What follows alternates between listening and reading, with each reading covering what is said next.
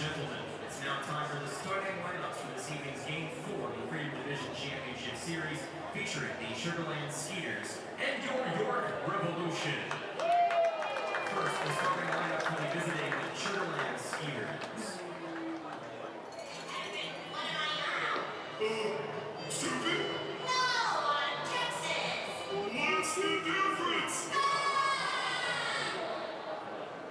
Leading off and playing left field, number 28, Winton Bernard. Second, playing center field, number 21, Anthony Johnson. Third, playing right field, number 17, Zach Bornstein. Fourth is the designated hitter, number 29, Dennis Fitz. Fifth, playing first base. What is up, Skeeters Nation? You are looking live at People's Bank Ballpark in York, Pennsylvania. Your Sugarland Skeeters, the defending champions, are just a win away from returning to the Atlantic League Championship Series, and we'll go to battle tonight against the Revs in Game 4 of the Freedom Division Championship Series. A 9-1 victory last night for the Skeeters, and the bats came alive. Twitch Scribner struck out 10 batters, and the bullpen came in and shut the door. It was a complete all-out team effort last night, leading the Skeeters to the second straight win of the series, and now, once again, just a win away from raising the banner as the Freedom Division champs for the second time in as many years, and would be the fourth time in team history as well. Ryan Posner here as we're on the road, game number 4, game number 2 out here in York. And as I mentioned last night, it was all Skeeters, Jason Martin and Dennis Fitz, each homer. Big night for the captain, Anthony Jansanti had 3 hits, drove in a run. And as I mentioned, Chris Scribner was 1 strikeout away from tying the Skeeters' single-game postseason record with 10 strikeouts last night. Fantastic effort from Chris Scribner. Let us take a look tonight at the lineups for the Revolution and your Sugarland Skeeters. As Keating Gavilia and Mark Mason are trotting out to home plate to exchange lineup cards. We'll start with the Skeeters since we are the visitors. We got him first. Exact same lineup as last night. Winton Bernard in left going it off. And then Jansanti batting second and playing center. Zach Bornstein hit an RBI double last night. He's on right, he'll hit third. Dennis Fitz, the DH, will hit cleanup. Albert Cordero at first base and will bat fifth. Juan Silverio hitting sixth and playing third base. Cody Stanley will be behind the plate, and he will be hitting 7th. Jason Martin at shortstop, big night for him. He will be hitting 8th and playing short, and batting 9th will be Javier Bencourt. He'll be at second base. On the mound, it'll be Chase DeYoung for the Skeeters, former big leaguer, spent some time with the Twins this year. Also has some big league time with the Seattle Mariners. For the Revs, a little bit of a shake-up in their lineup from last night. It'll be the same at the top. Justin Traub leading off playing center. Emmanuel Marrero going to bat second and play second. Kelvin Nash at first and hitting third. Isaiah Stejeda will be behind the plate and will be batting cleanup. Carlos Franco returns to the lineup. He's the DH and he'll be hitting fifth. Henry Castillo remains at third and will hit sixth. Brian Dent, the shortstop, will bat seventh. Melky Mesa returns to the lineup. He will be batting eighth and playing right field. And Zach Sullivan once again rounding out the order and left. On the mound for the Revs, it'll be Jake Welch, who did not face the Skeeters in the regular season, was 0-0 with a 688 earned run average with the Revs this year, and having to go to their 4th starter. The Revs had to use 5 pitches out of their bullpen last night, and Jake Welch made just 3 starts with the Revs. The small sample size numbers are not pretty, and with the way the Skeeters won the bats last night, it looked to get on them early and keep them going all night. The Skeeters had a 5-run 3rd inning last night. That really set the tempo, and a great crowd on hand here in York, but they were quickly silenced by the Skeeters bats, and hoping for more of the same tonight as Skeeters look to pop some champagne as Freedom Division champions for the 2nd straight year, both under the 2018 Atlantic League Manager of the Year, Keating Gavilia. So Ryan Posner here. We'll take a quick break. We are about 10 minutes away from first pitch in game number 4 of the Freedom Division Championship Series. Thanks for tuning in on YouTube, Facebook, and Twitter. We'll be back here in just a moment.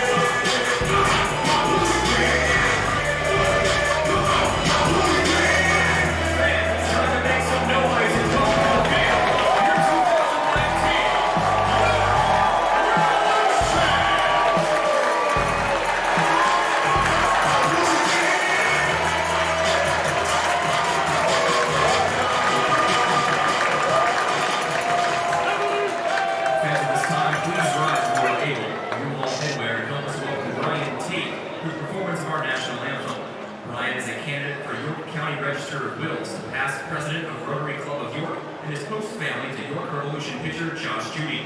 And now for the performance of the Star Spangled Banner, Brian Tate. Folks, can you see by the dawn's early light what so proudly we hailed at the twilight's last beam, whose broad stripes sent bright stars through the perilous fight? O'er the ramparts we watched were so gallantly streamed, and the rocket's red glare, the bombs bursting in air, gave proof through the night that our flag was still there. Oh, say does that star-spangled banner yet wave o'er the land of the free and the home of the brave?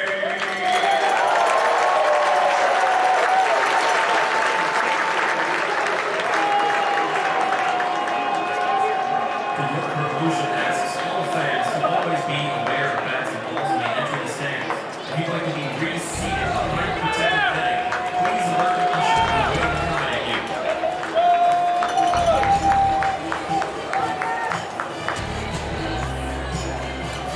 All right, you're looking live at People's Bank Ballpark in York, Pennsylvania.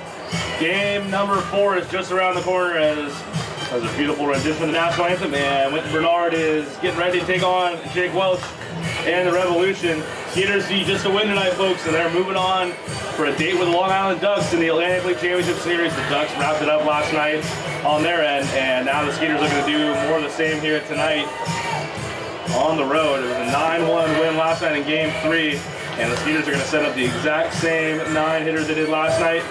And Wynton Bernard had himself a pretty good night, 2 for 4. He tripled and singled, and he will lead it off once again for the Skeeters.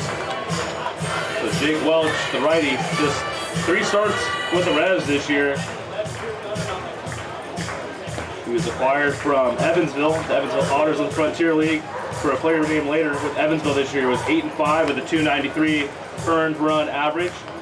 Spent 2 seasons in the United Shore Professional Baseball League to begin his career.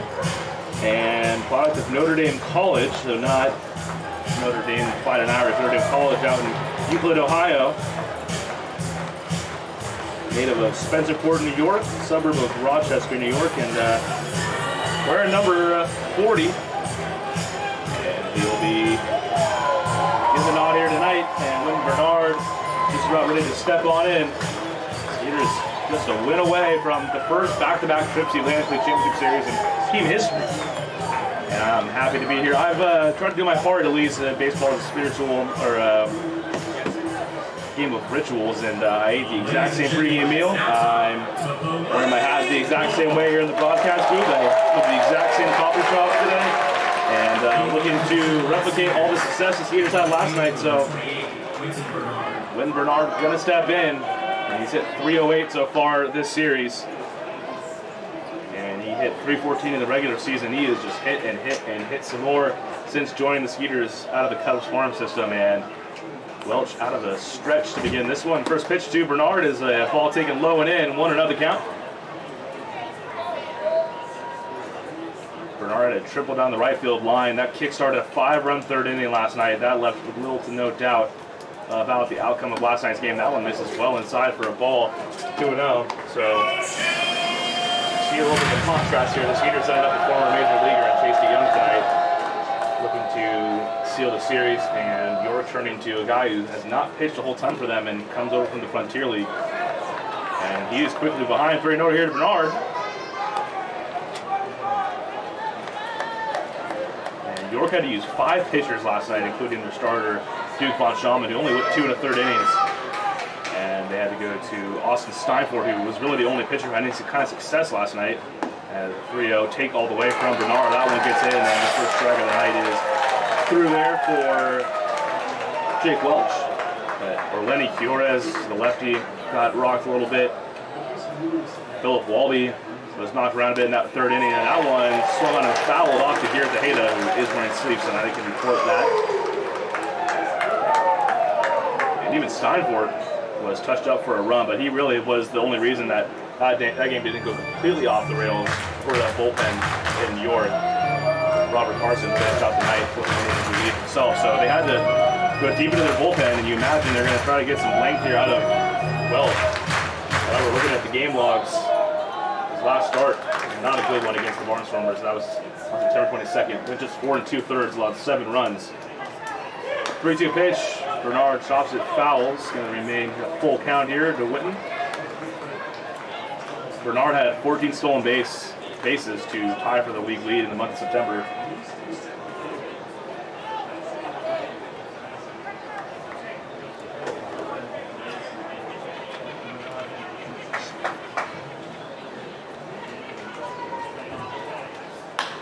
That one grounded up the middle toward Dent, the shortstop. He fires on over to Nash. That's in time for the first out of the game.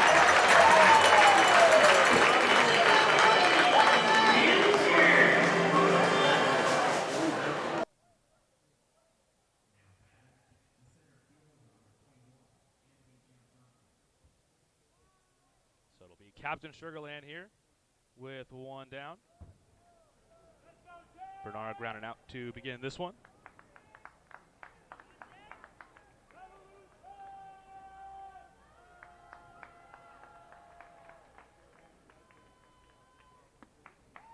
And the first pitch to Jan Santee is a called strike 0-1.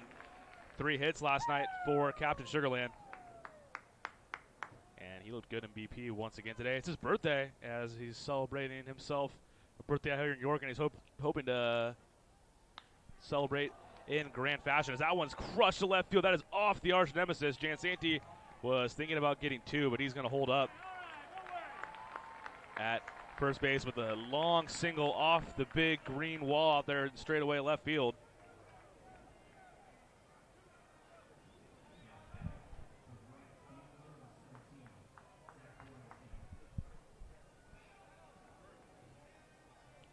So a 1-out single from Anthony Jan Santee off the arch nemesis. That's the first ball I've seen all series that went off the arch nemesis. Last night, Jason Martinson and Dennis Phipps hit a few balls over the fence, although they were more left center-ish.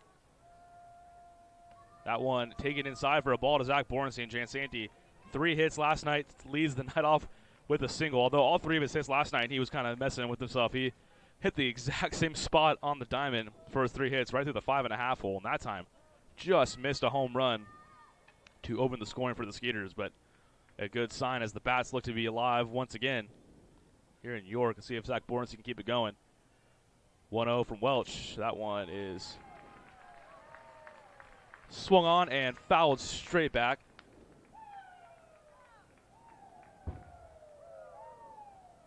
Thank you to everyone listening on YouTube. Just diagnosing a little sound problem, so I think I sound a little better now. Thanks to our GM, Tyler Stam, for phoning me in back in Sugarland.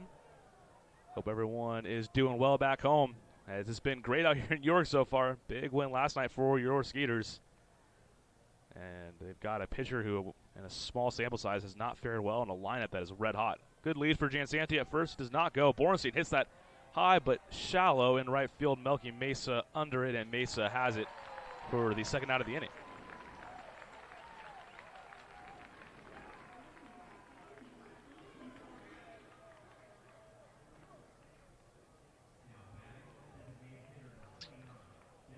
And with 2 away, that'll bring up Dennis Phipps. Had a home run last night. TrackMan recorded at 379 feet, 107 miles per hour off the bat. A good size home run, although pale in comparison to Jason Martinson. We'll go over his home run once he comes up down in the 8th spot in the order. Hit a monster home run last night of Phipps. A little bit out in front of that one, 0-1. Phipps had 3 RBIs last night, had a 2-run homer, and then had an RBI single in the 3rd inning. Skeeters got on him early and just never let go. Martinson got the game going last night with a home run in the 2nd inning and the 5-run 3rd, and that was really all that. Troy Scribner did not need that much run support. He was magnificent. Struck out 10 over 1-run ball through 7 innings. He took the win in last night's game. Josh Martin came on in relief, and Daniel Gibson also threw a scoreless inning. 1-1 to Phipps. On the move is Jansanti. The throw from Tejeda is high and not even close, so a stolen bag for Captain Sugarland. And the Skeeters get a runner in scoring position here in the first. Skeeters did not have to do too much in the form of stolen bases last night with the way they were swinging the bats, but Jansanti actually did have one, so that's his second stolen base of the road trip here and his second of the postseason. Pretty much everybody in the Skeeters lineup is now over 300 after last night's offensive outburst. Bernard, Jansanti, Phipps, Silverio, Betancourt, Martinson all entered above 300 through the first 3 games of the series. Phipps out in front of the breaking ball again. If he makes contact with that, it's going to go a long way. But the count moves to 2-2 here now. It is a warm evening here in York, Pennsylvania. I was joking with some of the people here. I thought I was escaping the Texas heat for a few days. It was a little toasty here, a little humid too. So I guess there's just no escaping the humidity out here, even when we're not in Sugarland. Runner on second, Anthony Jansanti. No score here at the top of the first, and that one is low and away, and Phipps chases it for strike 3. So the Skeeters get a hit and get a runner in scoring position, but they get nothing here in the top of the first inning. In Game 4 of the Freedom Division Championship Series, thanks for tuning in. We'll be here all night hoping to party out of this one with the Skeeters win and a trip to the Atlantic League Championship Series. But first, must get a lead, and we'll see if the Skeeters can do that here. Get to the bottom of the first inning. No score. York coming to bat for the first time tonight. Back here in just a moment.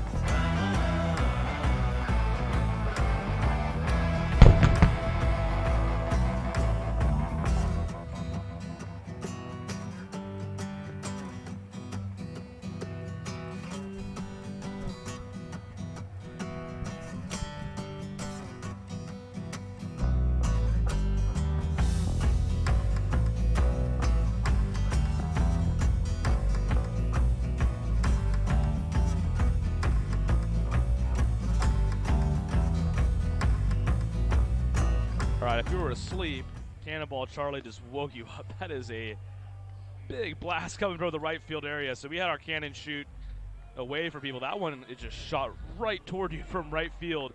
And they shoot it off after home runs. So it was a quiet night for Cannonball Charlie. And yeah, that had my heart going a little bit. Someone over there in the York control room said they still jump sometimes. I knew it was coming too. It's just so loud. So they shoot it off at the bottom of the first inning every night, and then they do shoot it off for home runs. And again, last night was a quiet night for Cannonball Charlie as the Skeeters kept the Revs in the ballpark all night. It'll be Chase DeYoung here. First pitch to Justin Trapp is a little bit outside. Called a strike, 0-1. DeYoung enters with a 4-4 record in the regular season, a 556 earned run average. Joined the Skeeters from the Twins organization. Pitched in the major leagues with the Twins, and it's a team that's headed to the postseason and actually set the major league record for home runs in a single season. That one is in for a strike as well, so quickly 0-2, they count the Trap. So the Revs, we get Melky Mesa returning to the lineup tonight. He was hit by a pitch back on Wednesday in Game 2 and was removed from the game. And then 3 pitches, 3 strikes as Chase DeYoung gets Trap to go chase one in the dirt. Out number 1, and DeYoung gets a strikeout early. A lot of whiffs for this York lineup. Last night, they struck out 12 times. Troy Scribner with 10 of them. Josh Martin picked up 1, and Daniel Gibson picked up 1. So Gotta imagine the Skeeters have just about every arm at their disposal tonight. Martin probably only one if anybody's unavailable. He's already pitched twice this series, but even, he may be available in a pinch. Who knows? And Emmanuel Morero swings at the first pitch, fouls it back, 0-1, the count to him, second baseman for York. Matt West, imagine, is ready to go. Felipe Paulino, Ricardo Gomez, Brett Eibner. I mean, you got a long list of guys ready to come in this one and help finish out a hopeful Game 4 win and a trip to the ALCS. That one pops up, and that's going to be playable. Right at Anthony Jansanti, has to move just a few feet to his right. And Captain Turkleland makes the play for out number 2. Quickly 2 away for Chase DeYoung and the Skeeters.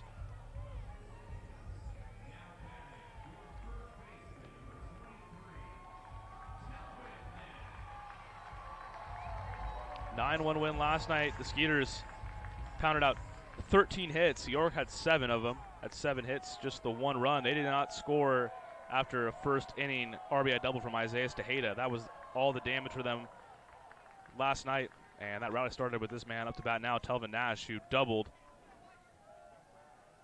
and came around to score on Tejeda's double with 2 away in the first. See if the Skeeters can put the big bats of York away here with 2 outs tonight, as that's across for a first pitch strike, 0-1.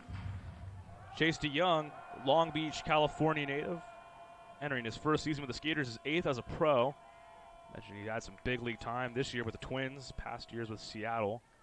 0-1 to Nash, low and inside, and it is called a ball, 1-1.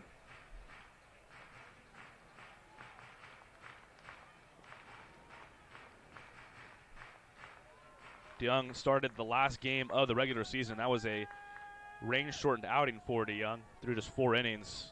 Looked fairly sharp, though. Struck out 4, did not walk a batter, and allowed 2 runs in the 4 innings of work, but it was about an hour and 20-minute rain delay on that last Sunday of the season, last game of the year. So after the hour and a half rain delay, Matt Pert came in and relieved him, so he did not really get to see the full realization of that outing. 2-1, the count here to Nash. DeYoung out of the windup. Oh, there's a curveball there, and Nash out in front and fouls it back. Count remains 2-2.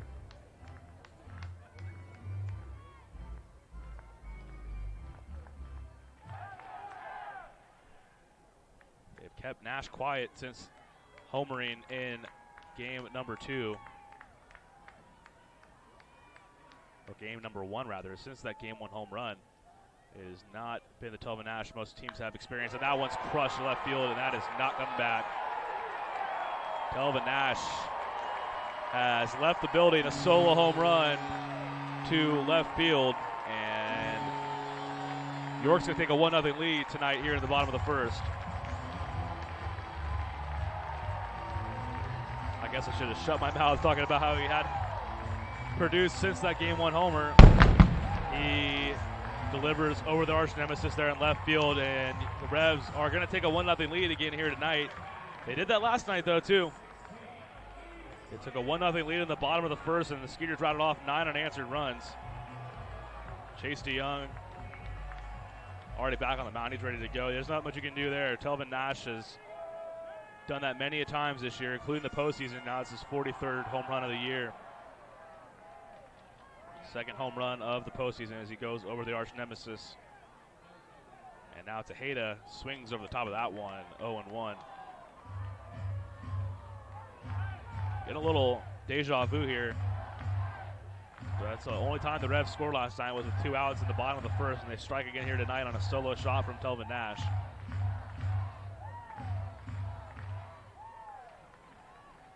Skeeters look sharp, though, in their top of the first inning. Anthony Jansanti just about homered over the arch nemesis there and left. Instead, singled off the wall. He did get into scoring position, but was left there down the inning. Tejeda behind 0-1, playing catcher tonight after being first base last night. That cutter does not catch the zone, so 1-1 now. The count to Tejeda.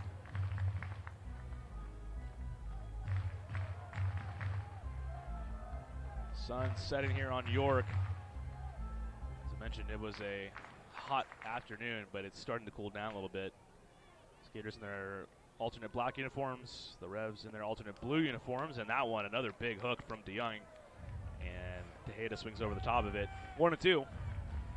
DeYoung has located the curveball pretty well this inning. Just the one pitch was the mistake pitch to Telvin Nash as he launched it well over the wall and left.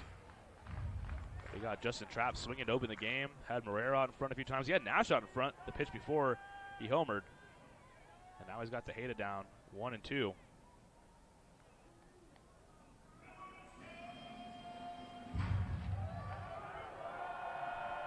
Cannonball Charlie already has more action tonight than he did all of last night. He's heard the cannon blast after Telvin Nash crossed home, and that one swung on a miss. Tejeda goes over the top of it.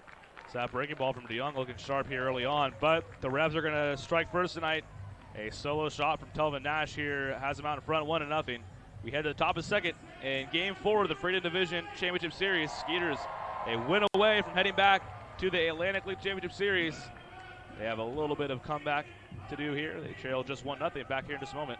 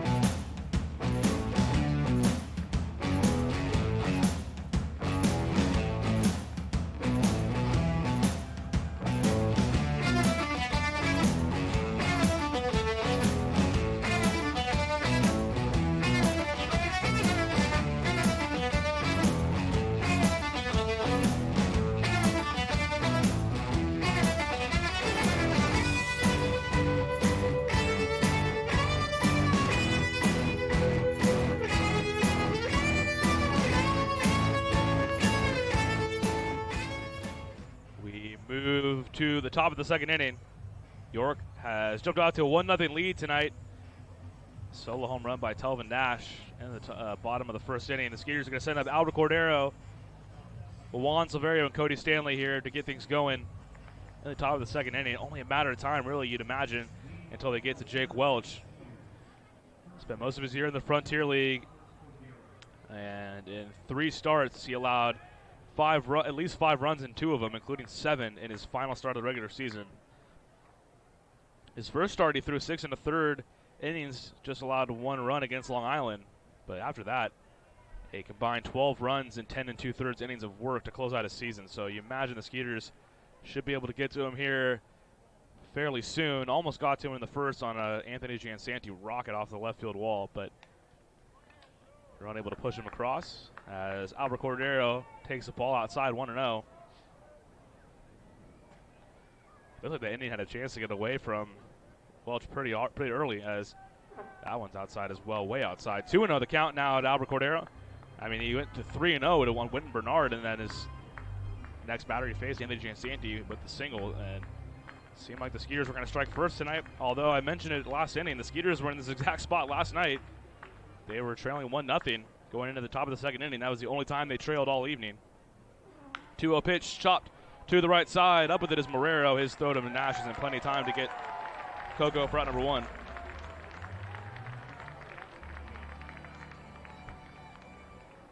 So Long Island has already punched their ticket, and that would potentially set up a 3rd meeting with the Skeeters and the Ducks in the Atlantic League Championship Series in the last 4 years.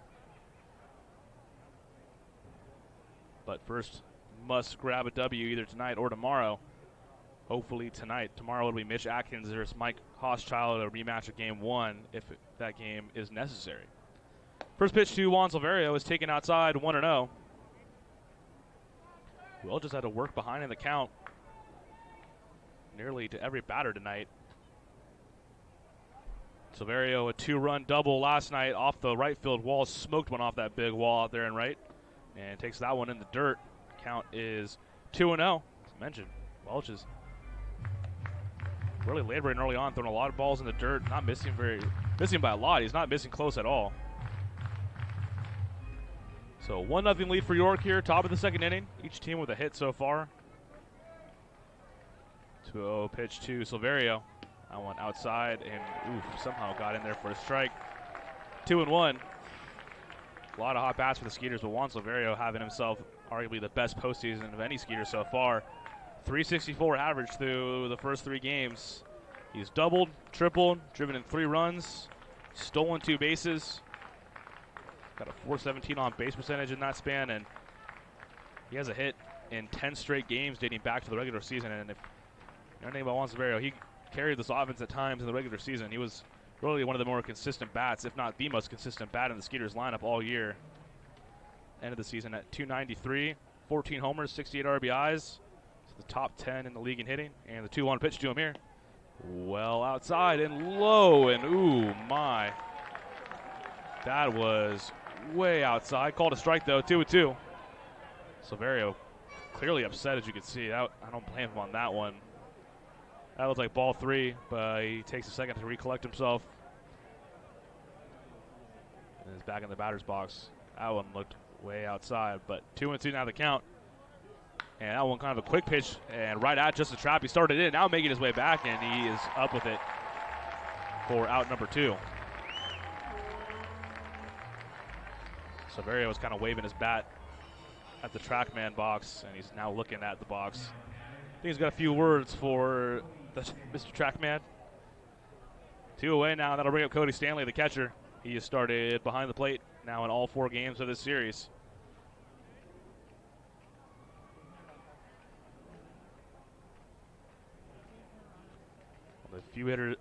One of the few hitters on the Skeeters team to not record a hit last night. That one is called a ball, 1-0.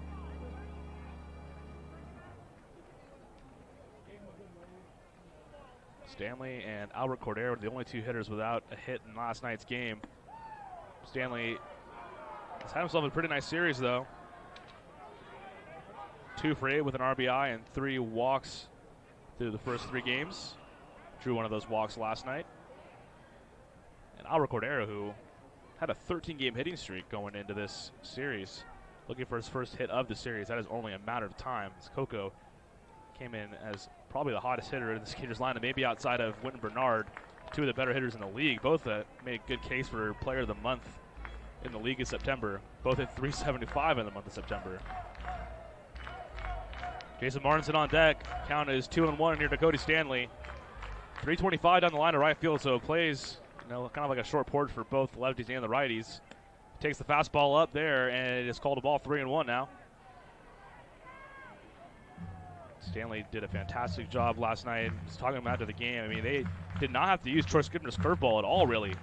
We recalled only 1 strikeout out of the 10 that he used the curveball to pick up the strikeout. That 3-1 pitch is low and inside, taken for ball 4. So Cody Stanley has drawn a 2-out walk, and the Skeeters now have a base runner in each of the first 2 innings. And that'll bring up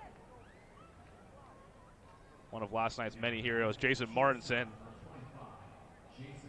3 hits last night, including a booming solo home run. TrackMan had it at 433 feet, exit velocity of 110 miles per hour. I mean, it was one of those where you don't even have to look to see where it landed. That went to my home run call pretty much right when it came off the bat. I'm sure it's one of those home runs where guys will say they didn't even feel it come off the bat.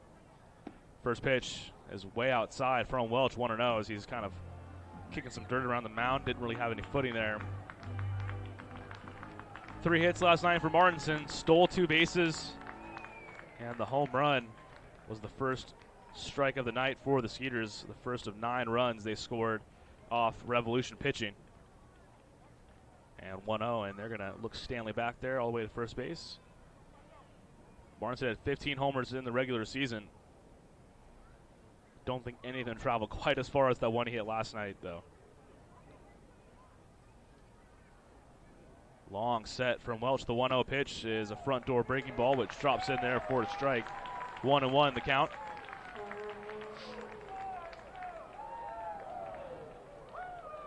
Nash's home run in the first was the first one, at least I've seen now, that actually went over the arch nemesis and left. Martinson's and Phipps were kind of over the carousel they have out here in left center. You can kind of see it at the top left corner of your screen there.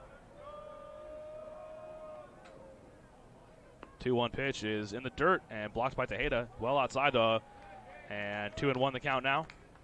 I was walking around the ballpark. There are houses behind the wall in left field, and I mean they're behind the left center field area too. It takes a little bit more of a blast to get out there, but like that is a dangerous spot to be in. Just right out beyond the wall in left field, literally just houses. It's like a neighborhood. It's like Wrigley Field kind of. Fastball up and in, and good take by Martinson. He's ahead now, 3-1.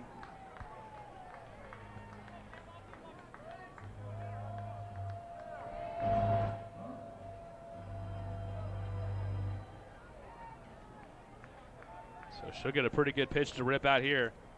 Martinson ahead, 3-1. Takes and called a ball, so 2 straight walks from Welch. And the Skeeters now for the second straight inning have a runner in scoring position with 2 away. And a big spot for the 9-hitter Javier Betancourt. He had one of the many RBIs last night for the Skeeters. Talk about a guy who just caught fire at the end of the year. Javier Betancourt, when it goes date back to the regular season, he has a hit in 12 straight games. There are a lot of guys in the Skeeters who just absolutely caught flame. Betancourt, Cordero, Bernard, Silverio, Phipps, all of them were over 350 for those last few weeks of the season, and he has a chance here to tie this one right back up for the Skeeters, and he takes the first pitch. That's in the dirt as Welch completely has lost the feel here in the bottom or top of the second inning. It's pitch number 36 for Welch. Only 17 of them have been for strikes, and he's now walked 2 batters this inning. Back to back, 2-out walks. Cody Stanley on second base. Jason Martinson on first. We're in the top of the second inning. Revs lead 1-0 on the back of a Telvin Nash solo homer, but the Skeeters have the chance to get right back in this one here. Game 4 of the Freedom Division Championship Series. Skeeters lead the series 2-1. Chance to clinch it tonight here in York. The 1-0 to Betancourt. Chopped foul over the head of Willie Taveras, left side. That was kind of where Betancourt had his RBI single last night. That ball just shot off the dirt like a trampoline. Chopped it right over the head of Castillo at third base. And that one right there, you kind of saw these balls have a little life on them when they hit the dirt right there in front of home plate.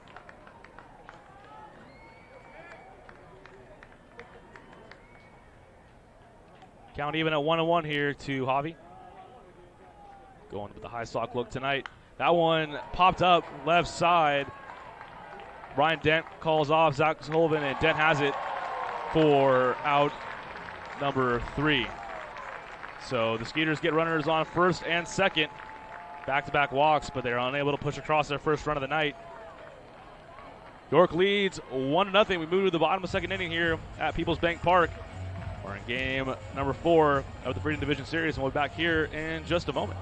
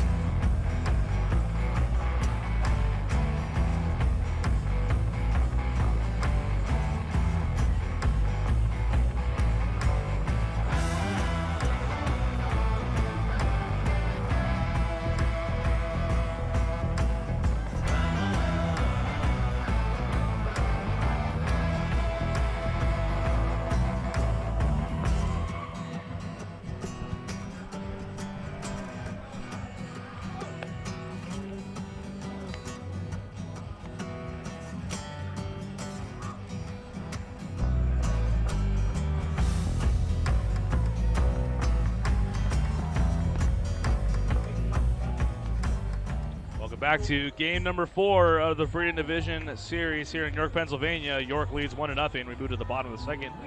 Got some lightning out in the distance beyond the left field wall here at Peoples Bank Park. I mean, thought when I was going on the road, I was going to escape the heat and all the thunder and lightning and the rain. I don't think it's supposed to rain tonight, but I was like, I kept seeing flashes out of the corner of my eye. I'm like, is that like a light from like a concession stand out there in left field? And nope, it is lightning out there in left. It's a humid night here in York. It was 90 degrees here earlier on in the afternoon. It has since cooled down, and Carlos Franco swinging to the first pitch. He lines that into center field. Going to at least be a single, and Franco going to take a big turn and thought about two. The throw back is not in time, as Javier Betancourt almost had him backpicked there. Franco took a monster turn on first base. But a leadoff knock for Carlos Franco, who was out of the lineup last night. Turns and singles in his first at bat here tonight, and that'll bring up Henry Castillo, the third baseman, with nobody down and a runner on.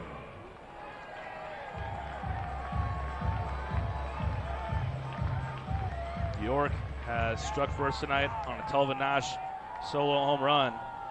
Chase Young has picked up a pair of strikeouts though in that first inning. His curveball looked great. He was getting a lot of chases, balls going into the dirt. Just the one bad pitch last inning, the home run to Nash, but chance here to get a ground ball and just wash away that leadoff single here by Castillo.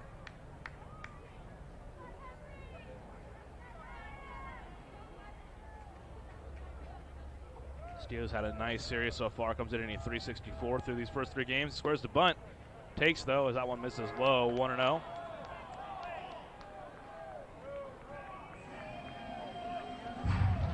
There is a game 5 tomorrow. It'll be at 2:05 p.m. here, so 1:05 p.m. for those listening back in Sugar Land. So it'll be a matinee affair, but hopefully the Skeeters are able to just wrap it up here tonight. And the way they played last night, there was a kind of a feeling around the ballpark that was going to be the case here tonight. Not just, obviously, for myself and the Skeeters, but it just kind of got the vibe around the park that after the Skeeters came in, took care of business last night, 9-1, there was not a whole lot of optimism in the air. And that could just be me, but that was just my sense of the feeling around the park here today. The Skeeters had a nice light batting practice, not light like they took their normal amount of swings, but everyone's in a good mood. As they're joking around, kept it light. That's a good sign, at least in my opinion. 1-1 the count to Castillo. Runner on first is Franco. Nobody down here in the bottom of the second.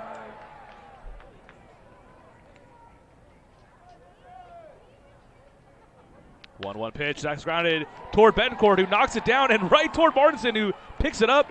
And credit Betancourt with an assist there as he dove and stopped that one and kicked it to Martinson at second base. And hopefully Javi's okay. He's still on the ground. I think he's mad at himself because that could have potentially been a double play, but that's a nice play from Betancourt. Whether it was intentional or not, he was able to kind of just roll it over to Martinson for the out. So Franco was put away for the first out of the inning. Castillo aboard on the fielder's choice. That could not work out any better for the Skeeters. Now you still have the double play ball in effect with Ryan Dent coming up to the plate.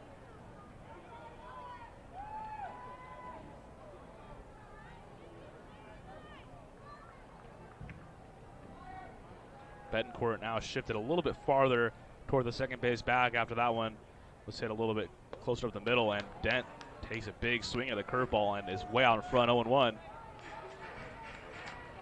So the runner on first now is Castillo, one away here in the bottom of the second inning. Chase Young has the curveball working tonight. Good Uncle Charlie going. There's a big old lightning storm going on beyond left field. 0-1 the count to Dent. Another curveball. This one's lined in the left. That's going to get down in front of Wynton Bernard for a base hit. So the runners will move up a base, and now runners on first and second. Still one down, and that'll bring up Melky Mesa, who returns to the lineup after getting the night off last night.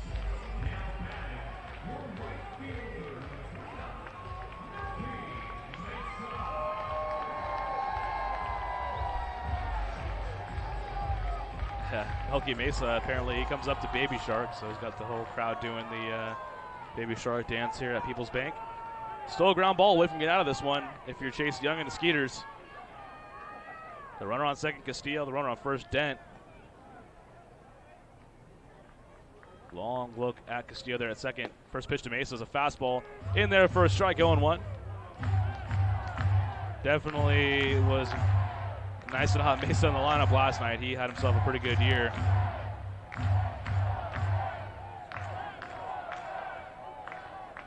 Mesa hit 298 with 20 home runs and 70 RBIs.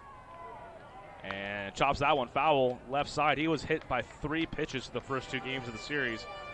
Mind you, all 3 times he got hit were with 2 strikes. So if you think there was any intent there, that's completely false. But nonetheless, still unfortunate. You never want to see a guy get hit like that and have to leave a game like he did in game 2. But it is worth mentioning, and importantly so, that every time he was hit, there was 2 strikes. I went back and looked today because I was curious, and that was the case. That one almost got him there on a breaking ball. Misses inside. 1-2. I mean, pitchers got to be able to go inside, and can't knock the Skeeters for trying to make sure Mesa can't get his hands extended. He has 20 home runs on the year. I mean, he's a good hitter. You don't want to serve one up middle in. He's behind 1-2. Could really use a ground ball here. Revs out in front, 1-0 here in the bottom of the second. Gotta imagine that lightning is somewhat distracting for the hitters. Maybe not. I don't know.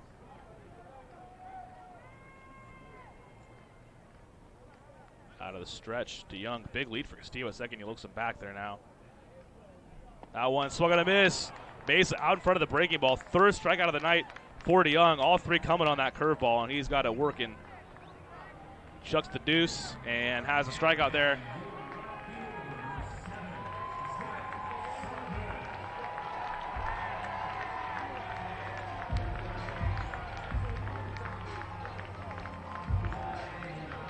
And DeYoung has 2 away here in the bottom of the second inning. He now has 3 strikeouts on the night.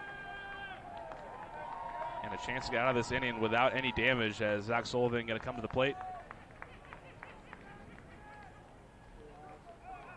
That one. Jung looks back. Castillo. So 2 away here. Castillo on second base. Ryan Dent on first. Sullivan had a couple of hits last night after going hitless in his first action in this series in game number 2.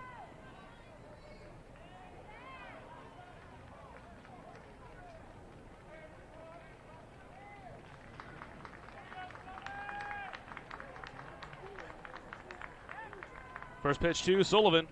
Outside for a ball, 1-0. DeJong has had the curveball working tonight, but has allowed 3 hits here through the first inning and 2/3, including a home run to Telvin Nash. That is how the Revs jumped out to their 1-0 lead so far. That one shot foul as Sullivan got that off the last square inch of his bat. Count evens at 1-1.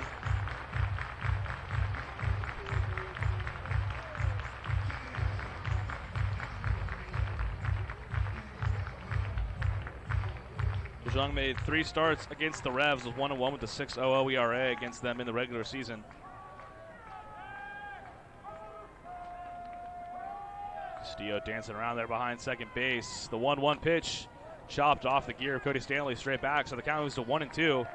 Already 4 strikeouts for DeJong. And he's got a chance here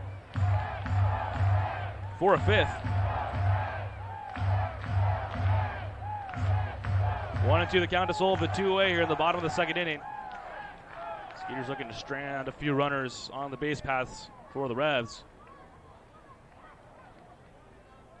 Another long set from Chase, the 1-2. That one swung and a miss. He goes up the ladder with the fastball and gets Sullivan to swing right under it for strike number 3. So 4 strikeouts on the night for Chase DeJong through his first 2 innings of work. Skeeters are coming back to bat, top of the 3rd inning. And they're trailing 1-0 here in game number 4 of the Freedom Division Championship Series. We'll be back here at Peoples Bank Park in just a few moments.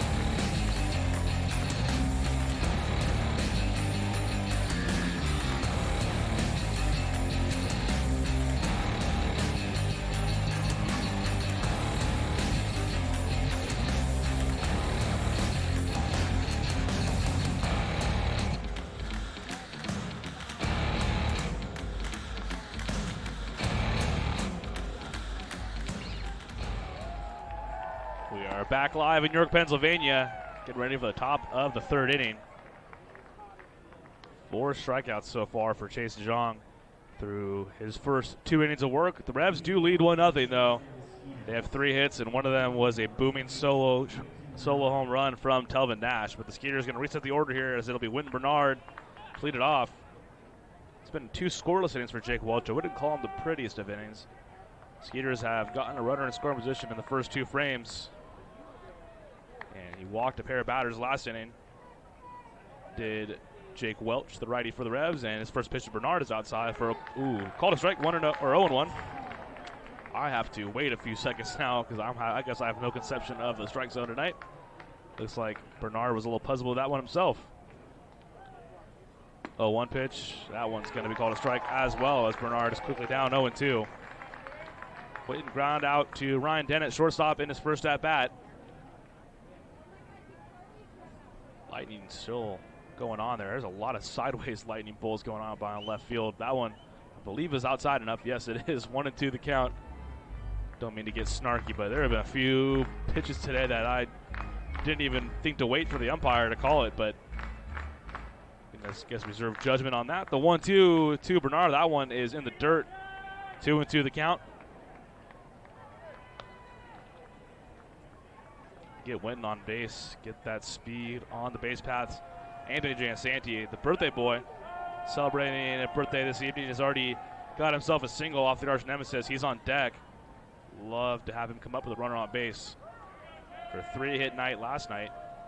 Bernard had 2 hits himself last night, and he's even with the count here, 2-2 out of the stretch. Welch's pitch is chopped right side and diving stop by Nash, but he bobbles it, and Bernard is going to reach safely at first base. Telvin Nash was about to make a stellar play there at first base, but even if he had not dropped the ball, that was going to be a tough task to get the speedy Bernard at first. So we'll see how that one goes down, but regardless, the Skeeters have a leadoff base runner here in the third.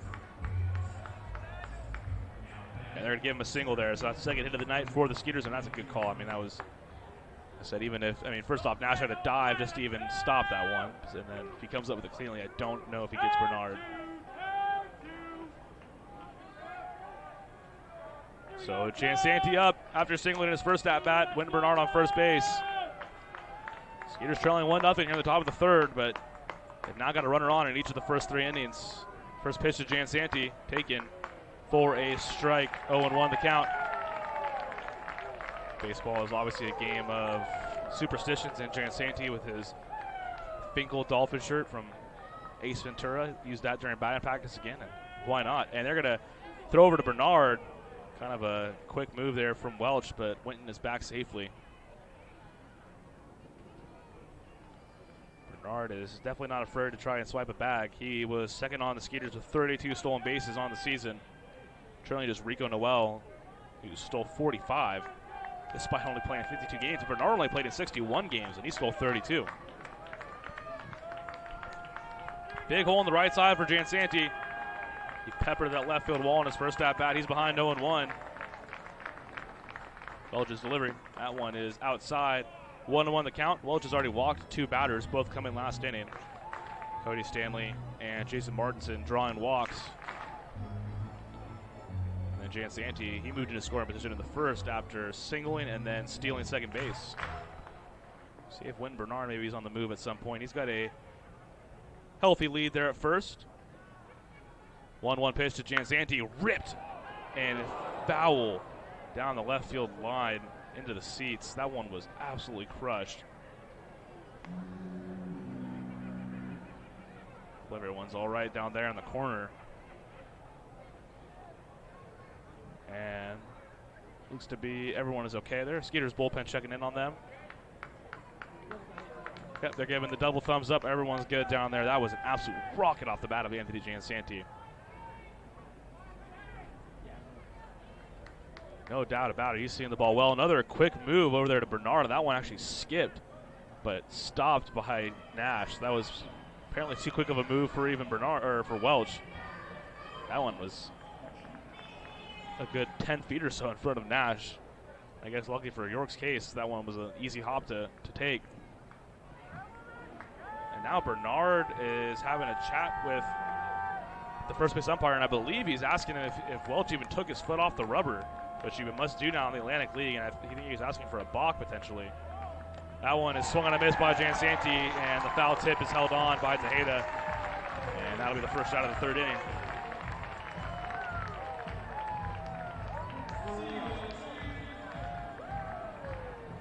First out of the inning, and that is the first strikeout of the night, or second strikeout of the night, rather, for Jake Welch, and that'll bring up Zach Borenstein with one away. Borenstein flew out to right in his first at-bat of the game. Yeah, well, interesting to see. I didn't notice if Welch actually stepped off either, because like I said, those moves are kind of quick sidearm moves. He's trying to catch Bernard flat-footed. Bernard's gotten back both times, but he was wondering about a balk. We'll see if maybe he's on the move here.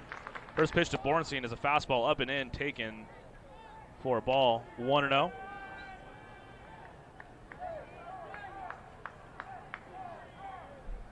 Borenstein had an RBI double in last night's game.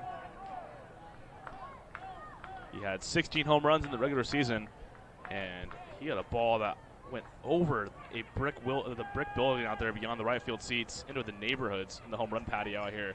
Had to have been a good 450 feet away from home plate. 1-0 to Borenstein, taken low and inside, 2-0. As I mentioned earlier this inning, these have not been the prettiest of frames for Welch. That was pitch number 49 and just 25 strikes, so he is watching that pitch count climb up, which is bad news. Great news for the Skeeters, so got that going for them. After having used 5 pitchers last night, the Skeeters could potentially get into the bullpen early once again. Ball in the gap would likely score Bernard here. The 1-1 pitch popped up, straight up the chute. Tejeda throws the gear, and he has it a few steps to the left of home plate, and that'll be out number 2.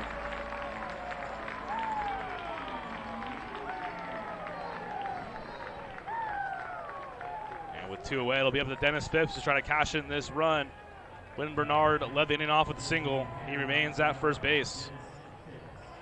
Got to imagine he's going to be on the move at some point this at-bat. They've tested Tejeda and Skelton early and often. They had 6 stolen bases off Tejeda in Game 2, as Tejeda and Skelton have flip-flopped behind the plate in each of the first 4 games. Skelton getting the first start and starting last night in Game 3 as well. He's out of the lineup tonight, though. 2 away, and Dennis Phipps' first pitch to Win Bernard on the move, and they're going to have no chance as that pitch took Tejeda to the low outside part of the plate. And even if it was a perfect pitch, I doubt they were getting Bernard, but an easy stolen base, no throw, and now the Skeeters for the 3rd straight inning. All 3 innings tonight, they've gotten a runner in scoring position, and we'll see if this is the one where they can cash in. They trail 1-0 to the Revs here in the top of the 3rd inning. Game 4, potential clinch game for the Skeeters, who lead the series 2-1. Great speed on the bases in Bernard. The 1-0 to Phipps is sky to fairly deep right field. Mesa on the run toward the gap, and Mesa's going to have it there about 5 feet in front of the warning track for out number 3. So a leadoff single from Wynton Bernard. The Skeeters are held off the scoreboard, though, here in the top of the 3rd inning. Reds lead at 1-0. They're coming back to bat. Game 4 out here in York. We'll be back here in just a second.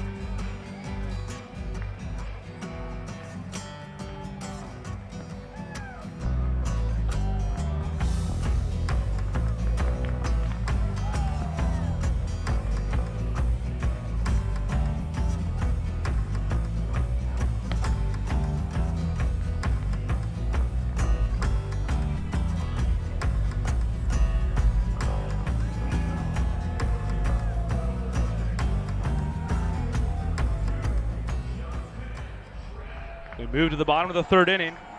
It'll be the top of the order for the Revs here. Justin Trapp to lead it off. He struck out to open the game for the Revs. They lead 1-0 here in the bottom of the third. Telvin Nash's solo home run has been all the damage for either team so far. Chase DeJong has struck out 4, though, through his 2 innings of work so far. Trapp calling for time here. Skeeters' offense just looks like they're ready to break through. They've put a runner in a scoring position in each of the first 3 innings, and they've hit the tally a run, though. That might not be the case for much longer. Kind of a shallow fly ball into right field. Bornstein on the run. Bornstein makes the play. Ranging in there. Bornstein had a couple of nice catches out and right, especially in foul territory last night, and that one did a good job to wait, keep his weight in his back foot, get a good read, and then broke in well for out number 1. So Trapp retired for the second time tonight. And that'll bring up Manuel Herrera. He flew out to center in his first at-bat. Marrero has been held without a hit so far. This is his 3rd straight start at second base. First pitch to him. He squares the bunt, taken low and away for a ball, 1-0.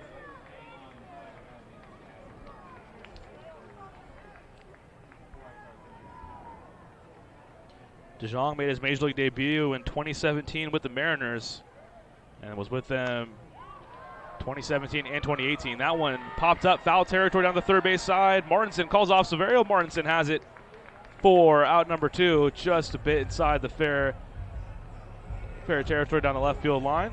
Sorry, I forgot to move the camera, but I assure you Martinson came down with it for out number 2.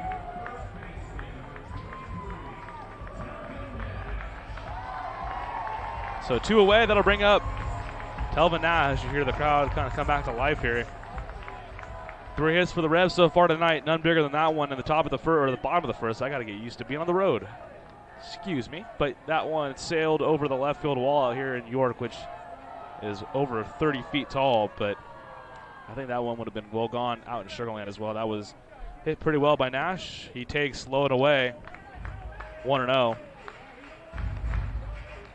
The 2-strike, 2-out home run. Those hurt because DeJong looked mighty sharp in the first inning outside of that pitch. You look at Diamond Doug making his way around the ballpark. He has not changed outfits yet tonight. We'll note that. That one chopped over to Silverio at third. Sounded like a broken bat. Silverio up with it. His throw across the diamond is going to get Nash. That's a big out, number 3 right there for Chase DeJong, who has set the Revs down in order here in the bottom of the third inning. DeJong has looked good tonight, folks. Just waiting on a little run support here from his lineup, and I think they're going to break out. I got a hunch here in the top of the 4th. But for now, we'll take a quick break. Revs lead 1-0. Game number 4 of the Freedom Division Championship Series. We're back here in York in just a second.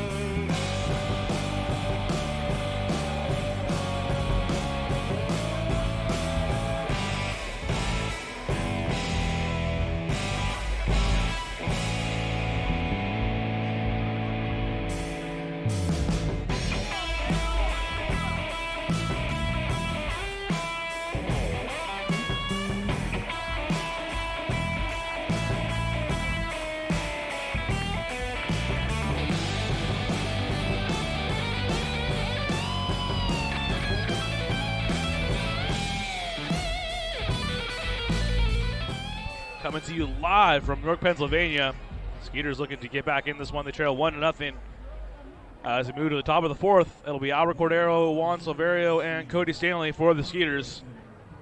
Looking to chase away the 1-run lead for the Revs. They scored their 1 run in the bottom of the first inning, much like last night.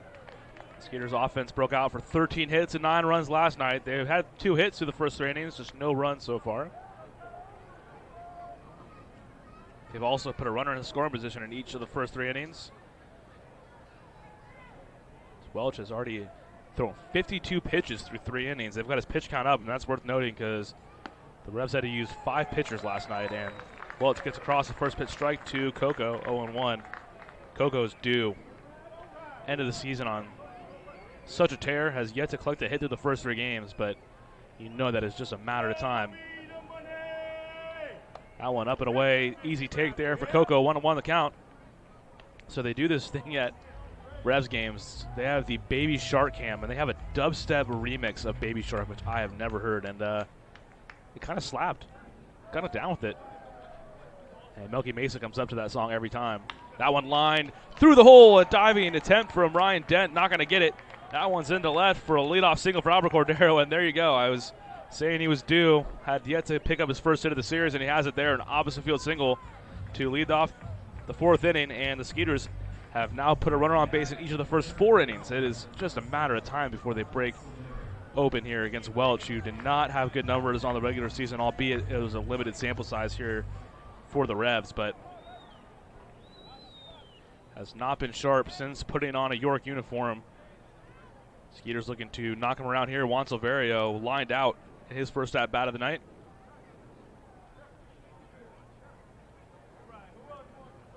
First pitch, and that one's chopped foul down the third base line. 0-1 the count to Juancho. Silverio 1 for 4 last night with an RBI double. He has such a smooth, easy opposite field approach, and he had the line drive off the right field wall out there. It's a pretty big wall. It's about half the size of the wall in left field, maybe even a little less than half. It's about the size of the left field wall out in Constellation Field, maybe even just a little bit bigger, but it's about that size. That's the comparison I would give. That one almost hit Silverio, inside taken. 1-1. So now each team with 3 hits.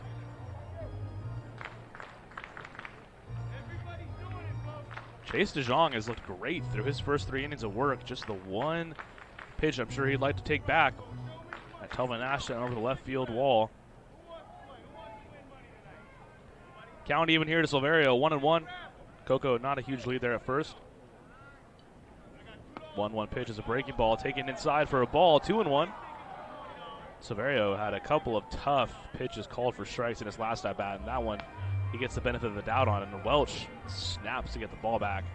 He's a little frustrated there, and that's why he's taking a little extra long walk behind the mound. He thought he had a strike there. Now kicking a little dirt. Not great body language. That is a good sign for the Skeeters. Could be a good sign of things to come here. Silverio just needs a home run to complete the cycle for the series. He's already tripled and doubled. Be a good spot here. Give the Skeeters the lead potentially. 2-1 pitch and a breaking ball this time on the outer part of the plate. And Juan swings over the top of it. Count even at 2-2.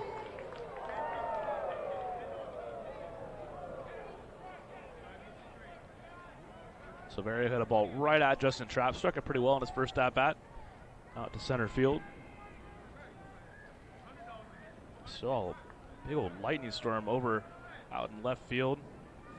Yeah, broken bat. Blooper down the right side and out of play as Silverio's bat almost got Cody Stanley on deck circle. He's going to need a new piece of lumber.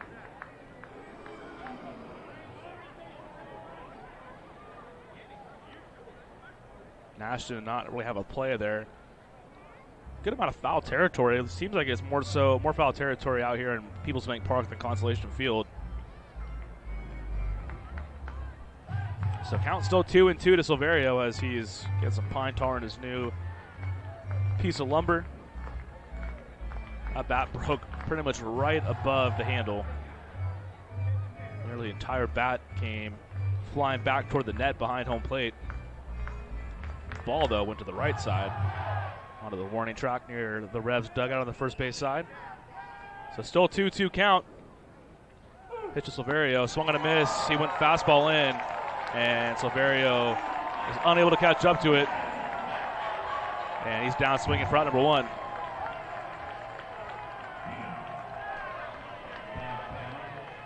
Welch got him to go up for the breaking ball low and away, and then came back with the fastball in, and normally a pitch Silverio can handle, but a good change of speed had him there for out number 1. So to bring up Cody Stanley, he drew a 2-out walk in his first at-bat. 2 walks so far tonight for Welch. Hard to believe. He has not really been around the strike zone all too often. First pitch to Stanley. That's line up the middle. That's through for a base hit into center field. And Cordero will hold it up at second base. Cody Stanley, he's on base for the second time this evening. And the Skeeters, once again, have a runner in scoring position here. They've now done so in each of the first 4 innings. And they'll bring up the big stick of Jason Martinson. Martinson had 3 hits last night, including a towering home run. It was a solo home run tonight. If he's able to repeat that trick, he's going to drive in 3. Skeeters trail 1-0 here in the top of the 4th inning. Potential clinch game for the defending champions. Long Island Ducks have already punched their ticket to the Atlantic League Championship Series. Skeeters looking to do so with a 2-1 series lead right now. And they're threatening again off Jake Welch in these Revolution. First pitch in the dirt, taken for a ball, 1-0. Surprisingly, no pass balls tonight or wild pitches, as Welch has really relied on Tejeda a lot. He's done a lot of breaking balls in the dirt, including that one right there. Nice to see him uncork one to the backstop here and move a runner to third. That's the only thing the Skeeters have yet to do tonight, is move a runner to third base. Had a runner on second in each of the first 4 innings, though. Cordero stands there. He singled. Cody Stanley with a single as well. And Martinson ahead 1-0. That one taken. That one does get by Tejeda to the backstop. So just like that, the Skeeters now runners to second and third with just 1 away. And I guess I'll have to pat myself on the back there. It just seemed like Welch was playing with fire all night. And finally, one gets by Tejeda, as he has really, really relied on Tejeda behind the plate. And a wild pitch moves up the runners. Skeeters now just a fly ball away, and even a ground ball potentially, as it looks like the Revs are going to elect to keep their infield back. And got a pitcher warming up for the Revs down the right field line. And Martinson ahead in the count, 2-0.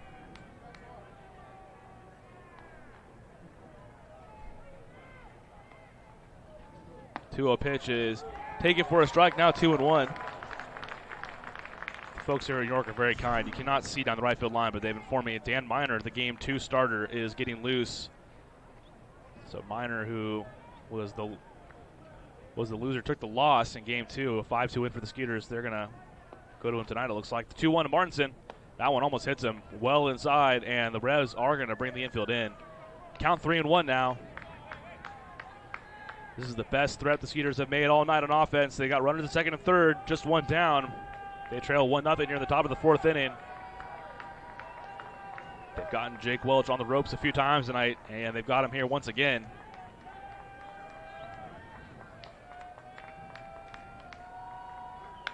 Two-one pitch, grounded to third. Cordero might have beat it, but he stopped midway, and now they got him in a rundown. And he is safe, or out rather, tagged at third, right in front of the bag. And that is a tough break, as Coco may have made it, because Castillo at third, nothing that Coco could have seen. Castillo bobbled it.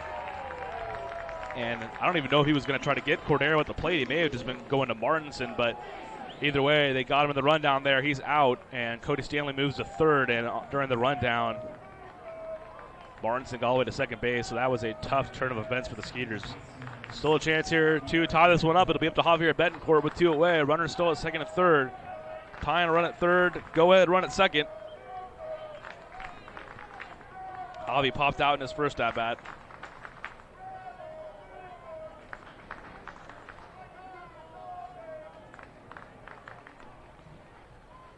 Popped out to Ryan Dent at shortstop. 2 away. Betancourt an RBI single last night, and that one is lined foul down the third base line. 0-1.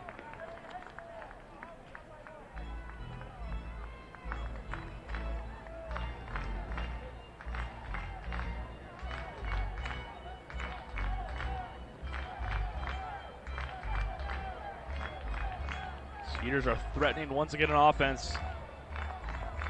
Just waiting on that one big hit so far tonight. They got him in bunches last night. Scored 9 unanswered runs after the Revs took a 1-0 lead.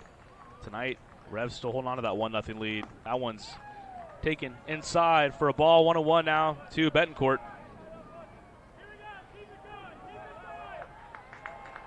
Just adjust the camera a little bit there. Sorry, folks. 1-1 the count to Betancourt. Skeeters now out hitting the Revs 4-3. But they're in search of one more big hit, or hey, another wild pitch, as Welch has already uncorked one of them this inning. He has certainly relied on that breaking ball low and away tonight. The 1-1 pitch to Betancourt, swung on a miss. Strike number 2. Javi has a hit in 11 straight games going back to the regular season. He has certainly earned his playing time this postseason. Need him to come up with one more big hit here. Stanley, the runner on third. Martinson at second base.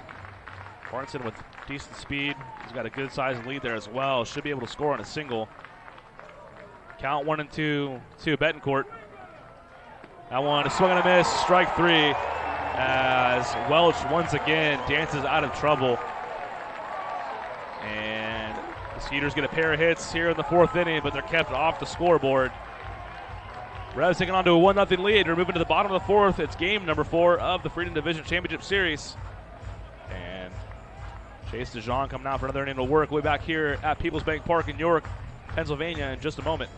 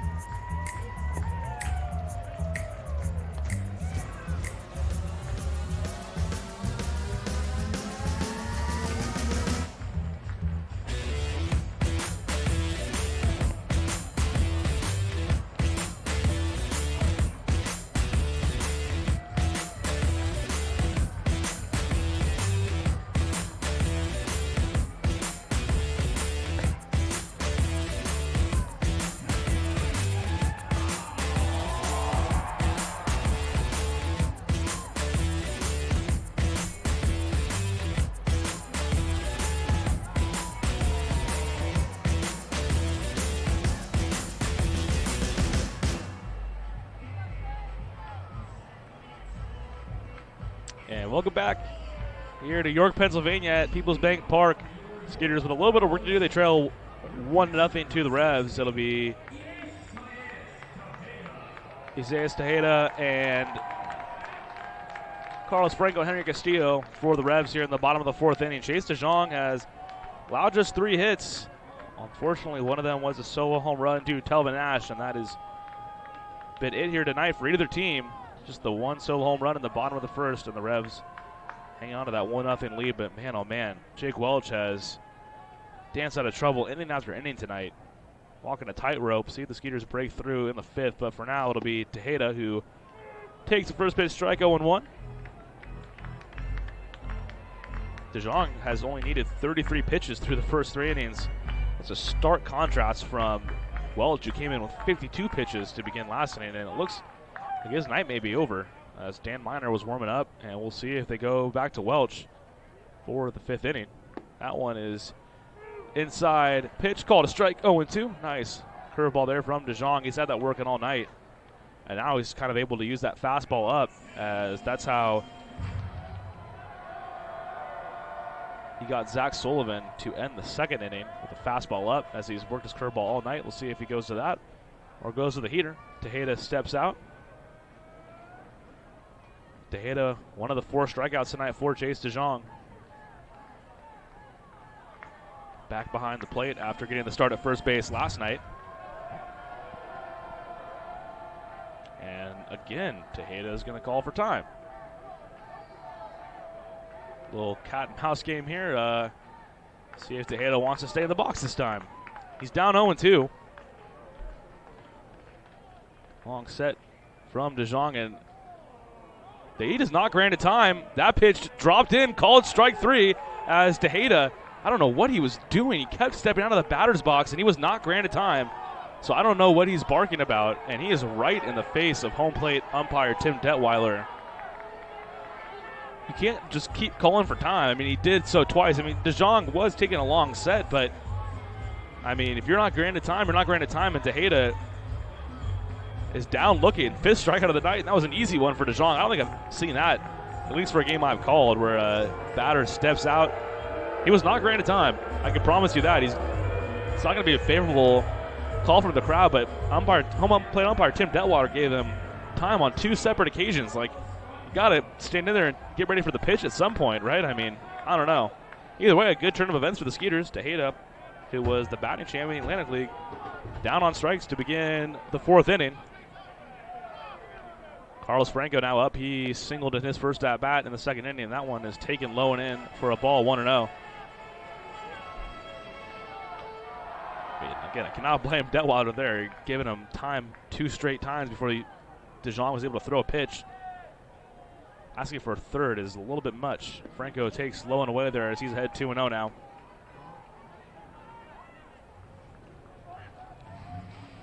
DeJong struck out 7 batters, which was a season high in his debut on July 29th in York, and now there's barking from the first base dugout, and you could hear Detweiler on the crowd mics and cut it out.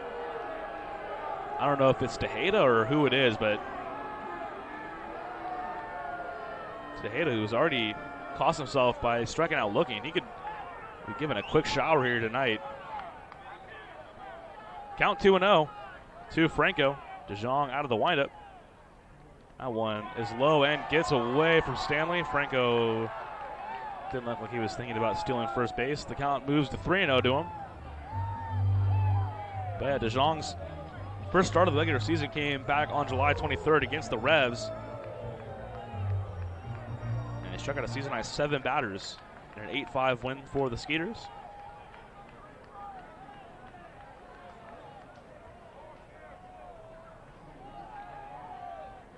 Five Ks tonight for him, and he's got a little work to do here to Franco. The 3-0 pitch fouled as Franco had the green light, fouled back and over the roof here at Peoples Bank Park. 3-1 the count. Franco got the night off last night.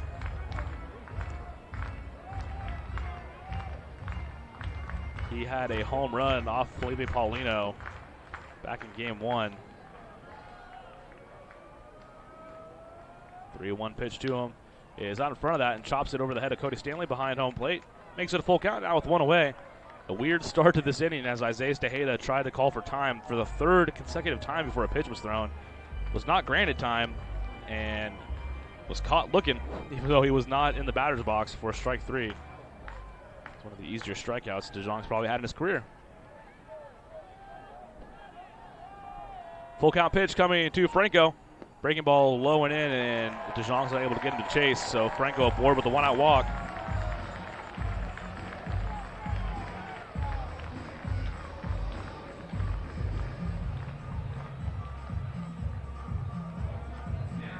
So Franco, the runner on here.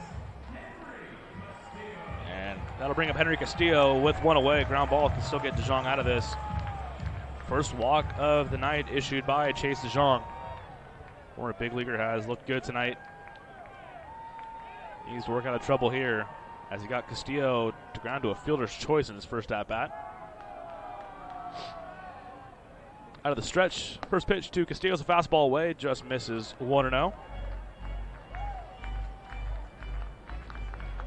So DeJong, even though he has the same last name, no relation to Paul DeJong of the Cardinals, but his cousin, Jordan DeJong, is former Blue Jays right-hander, so he's got some major league genes all over the place. That one's still going to miss by Castillo, another fastball away, and it's 1-1 count now here.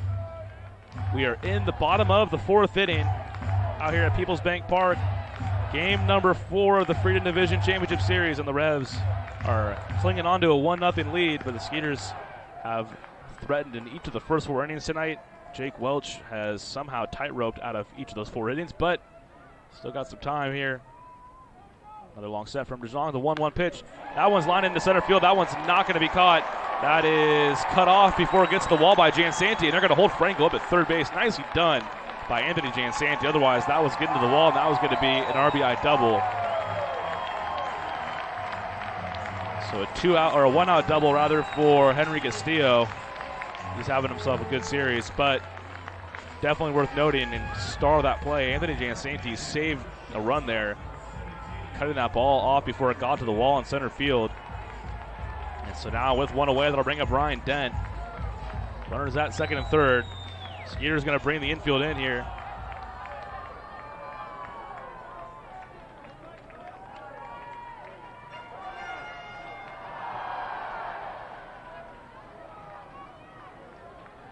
It's part of the lineup, threatened as well in the second inning, but DeJong was able to straighten runners at first and second base back in the second inning. And right now he's got runners at second and third. Dent will step out and call for time. Dent singled in his first at-bat of the night. He's 1 for 1.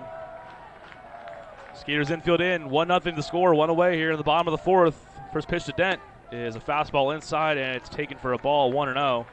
Melky Mesa on deck.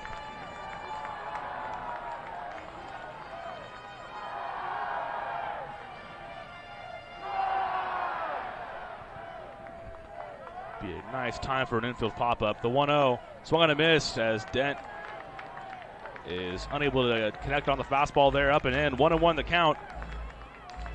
Couple of Long Beach natives. Both of these guys actually attended the same high school, if you can believe that. Both DeJong and Ryan Dent attended Wilson High School in Long Beach, California. The 1-1 pitch. That one's popped up fairly shallow toward Bornstein in right field. Bornstein coming on in. He's got a cannon, too. They are not going to test said cannon. That is a huge out right there by Chase DeJong as he's able to get Dent to pop out to shallow right field, and the runners will hold exactly where they are. 2 away now. Nicely done. Kind of wish they would have tried to test Bornstein there, because for those who don't know, I'm sure York is well aware, Zach has got an absolute rocket attached to his right arm, and Franco didn't even bluff a tag, and there was no reason to. You know you're not going there. So a big out right there. Not an infield pop fly, but pretty dang close, as DeJong is now just 1 pitch away from getting out of this one here in the bottom of the fourth. Runner still at second and third, 2 away now. We'll bring up Melky Mesa. He struck out in his first at-bat of the night. Infield now back with 2 away. First pitch to Mesa is a breaking ball and misses inside, 1-0. Mesa has been hit 3 times into the series, and I'm kind of looking at it now. He doesn't really make a big attempt to get out of the way of pitches. Not that you're supposed to. A lot of people will say, hey, take it, take your base, but his arms definitely extend over the plate. And he grounds that one to Juan Silverio at third. Silverio coming on in. His throw to Coco is in time. Nicely done by Chase DeJong and company. They strand a few runners for the Revs. Big job by the former big leaguer Chase DeJong to work himself out of trouble here in the bottom of the fourth inning. Skeeters coming back to bat in the fifth. They still trail just 1-0 out here in Game 4 of the Freedom Division Championship Series. We're back here in just a moment in York, Pennsylvania. Don't turn that dial.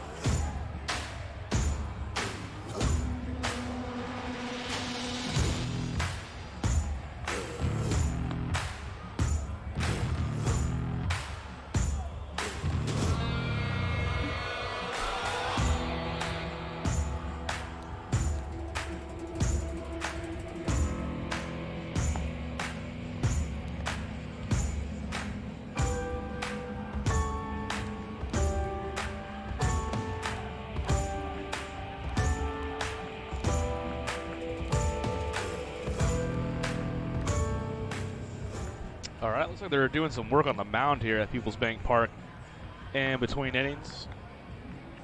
So they're going to add some manicure to it. They were given some break.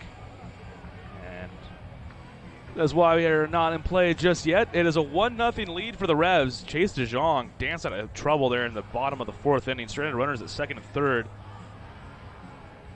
Anytime you can get out of an inning when you let a runner get to 3rd with less than 2 outs, that is a huge job, especially in a postseason game where you're trailing by just 1 run. They kept it right there. Oh man, they're bringing all kinds of equipment out here for this mound. It hasn't rained tonight, and the mound seemed to be fine, but I guess Welch is asking for some assistance out there. They're tamping the mound now. I said it didn't seem like there was a big issue with the mound for the first 4 innings, but we head to the top of the 5th. As I mentioned, the Revs, they lead just 1-0. That solo home run from Telvin Nash has been it tonight, and the Skeeters are going to send the top of the order up for the 3rd time tonight, and Jake Welch is going to stay out there, which he's already at 71 pitches. He's allowed 4 hits and has walked a couple of batters. He's worked behind in the count all night. You see Troy Scribner there. He was the starting pitcher last night. He is on first base coach duties tonight, but tip of the cap to Mr. Scribner. He had himself a heck of an evening. Struck out 10 batters over 7 innings of work, and I guess the mound is now good to go.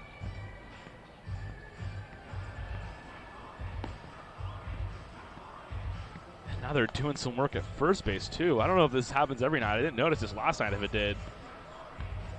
Telvin Ash is asking, I guess, with the ground screw out there, you might as well just patch up everything you're looking for. So I know in most games in Skeeters as well that you do the infield drag. Some, I think Major League games, they do it twice during the game. I'm not sure. I know for the Skeeters, we usually do it in the 6th inning, I believe. But that was definitely more than just the infield drag. And looks like we're now ready for play here. As I mentioned, I know we have no score bugs, so I'm sorry if it sounds like I'm being awfully repetitive. But 1-0 the score. Skeeters trail here in the top of the 5th inning. Skeeters just a win away from a date with the Long Island Ducks for the 2nd straight year in the Atlantic League Championship Series. Got to get at least 1 here to make that happen tonight at least. Game 5 tomorrow if necessary, but let's hope it is not necessary as Bernard takes the first pitch of the inning for a ball, 1-0. Bernard, Jansanti, and Borenstein due up here for the Skeeters. That one is outside, taken for a ball, 2-0. Once again, Jake Welch working behind in the count. That has been the MO all night. He has not worked out in front. He's somehow been able to keep the Skeeters off the boards of the first 4. That one crushed into right field. Mesa turning around. He's looking up. That one is into the grassland out there in right field. A solo home run. Wynton Bernard, the Nard Dog, has tied this one up at 1-1 at the top of the 5th. Atta baby. Mesa just turned his back and looked up, and I did not know that one was going to carry out of here. It was well gone into the grassy area out there in right center field, and we're all tied up, courtesy of a Wynton Bernard solo home run here in the top of the 5th. And now Jansanti up. He takes inside, called a strike, 0-1. Jansanti just about had a solo home run in his first at-bat. He clanked it off the monster wall out there in left field. Not technically the green monster, although it is green and it is a monster of a wall. That one sky to center field. Trap coming on in, as well as Mesa, and it'll be Mesa in right center field. Playable for out number 1. That is the 4th home run this series for the Skeeters. First for Wynton Bernard, who had 6 long balls in the regular season. 2 last night, 1 in game 1, and now 1 in game number 4 to tie it up. Opposite field solo home run for Wynton Bernard. He's got this inning started with a bang. And that's what happens for Welch, who has been working behind the count all night. He's put himself in tough spots, and the Skeeters have capitalized, just unable to punch across that first run. Borenstein fouls that one back and off the sweet level here, 0-1 the count. And if you thought Bernard was a threat for the power swing, you got Borenstein now, Phipps on deck, and Welch, who is now over 80 pitches. 1-1 tie score here, top of the 5th inning, 1 away. 0-1 pitch, that one fouled just about in the same spot by Borenstein. Count moves to 0-2. And it looks like there's another pitcher warming up, probably Dan Miner. He was getting loose back last inning when the Skeeters got runners to 2nd and 3rd. It's funny, the Skeeters had a guy in score position all night, each of the first 4 innings, and then first run comes from a solo home run to lead off the 5th. That one chopped up the middle, backhanded stop on the big hop from Marrero. His throw was low, but handled by Nash at first for out number 2.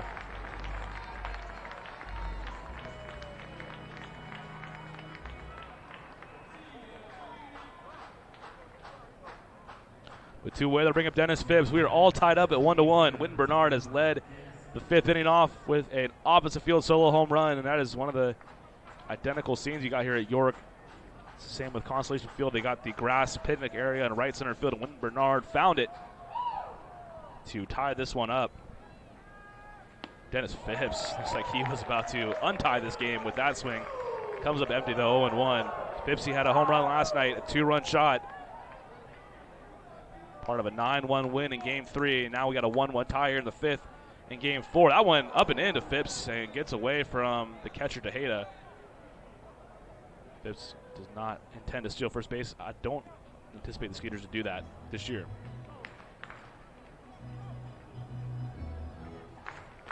And I cannot blame him on that front. I would rather have Phibbs right where he's at with that bat in his hand and a chance to untie this game with one swing of the bat. He had 21 home runs to lead the Skeeters in the regular season, and he's got 1 this series. The 1-1 pitch outside taken easily for a ball. 2-1 the count.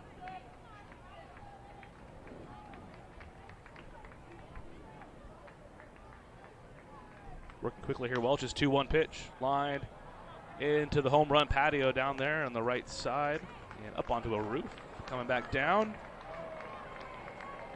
I don't know if anybody else played that game as a kid where you threw like a tennis ball on the roof and just waited for it to come back down. That one always ticked off the parents, but fun game. That one rolled right off the roof out there at the home run patio. That one chopped foul down the third base line. It remains 2-2 here to Phibbs. We are all tied up here in the 5th inning, top of the 5th to be exact, here in York, Pennsylvania.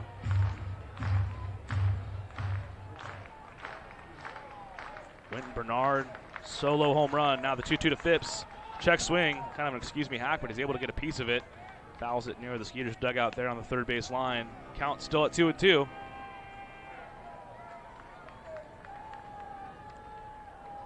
What a month of September Winton Bernard is having. He ended the season with a 375 mark in September and has a hit in 3 of the 4 postseason games so far in this series. Tripled in last night's game, has homered here tonight, and now there's a serious cat and mouse game going on the mound as Phibbs stepped out now. Welch has stepped off the mound, and let's see if we get the game going here again. Welch 2-2 to Phibbs. That one's crushed left field, deep. If it's fair, it's gone. It is fair. It is gone over the arch nemesis, and the bat flip to boot from Dennis Phibbs. This game is untied. Dennis the Menace goes over to the arch nemesis, and it's a 2-1 Skeeters lead here at the top of the 5th. Touch 'em all, Phibbsy.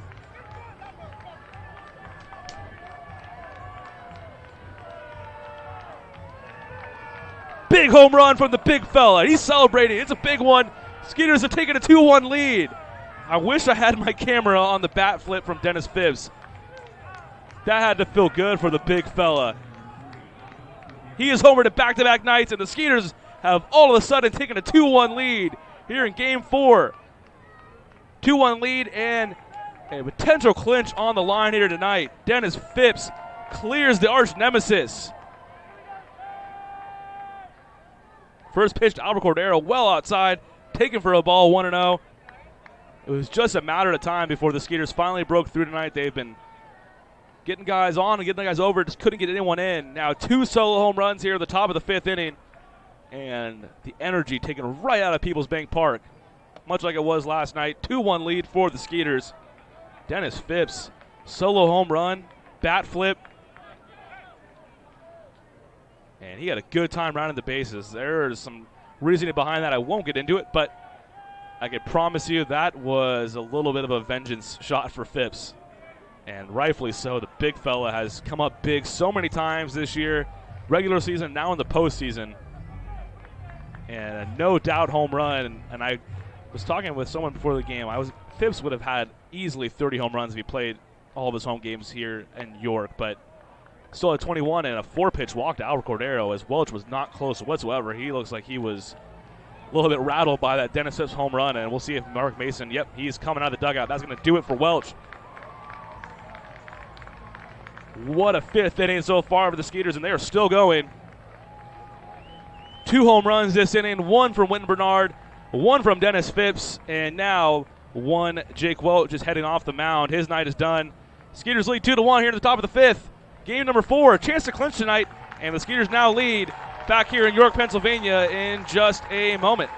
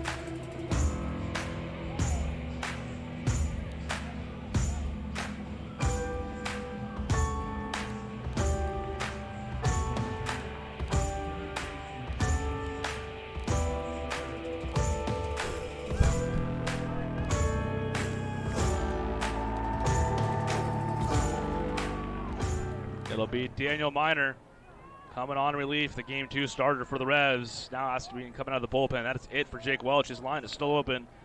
Albert Cordero on first. First pitch to Silverio is a ball in the dirt. Stopped by Tejeda, 1-0. A huge turn of events here in the top of the 5th inning. The Skeeters entered the inning trailing 1-0. They now lead 2-1. Solo home runs from Wynton Bernard and then Dennis Phipps with an absolute moonshot over the arch nemesis in left field. And still a chance for more here. Cordero on first, 1-0 to Silverio, low and away, taken for ball 2, 2-0.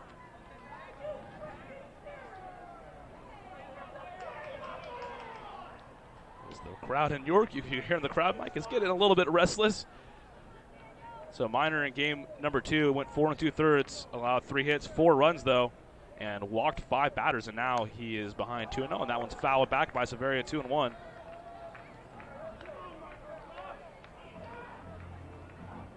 Much like last night, you just felt the energy come out of this building as York was hanging on to a 1-0 lead, but you knew that was a little bit of a mirage, the way that Jake Welch was pitching tonight. I mean, runners were getting into scoring position with ease through the first 4 innings, and the Skeeters are now finally broken through. They lead the 2-1 here to Silverio. That one taken in the dirt. 3-1. Miner walked 5 batters back in game 2, and now he's behind here to Silverio. On deck is Cody Stanley. He's been aboard twice tonight. Chase DeJong has looked great. Now you get him a lead. Let him settle in. Got the bottom of the order coming up to lead off the inning for York.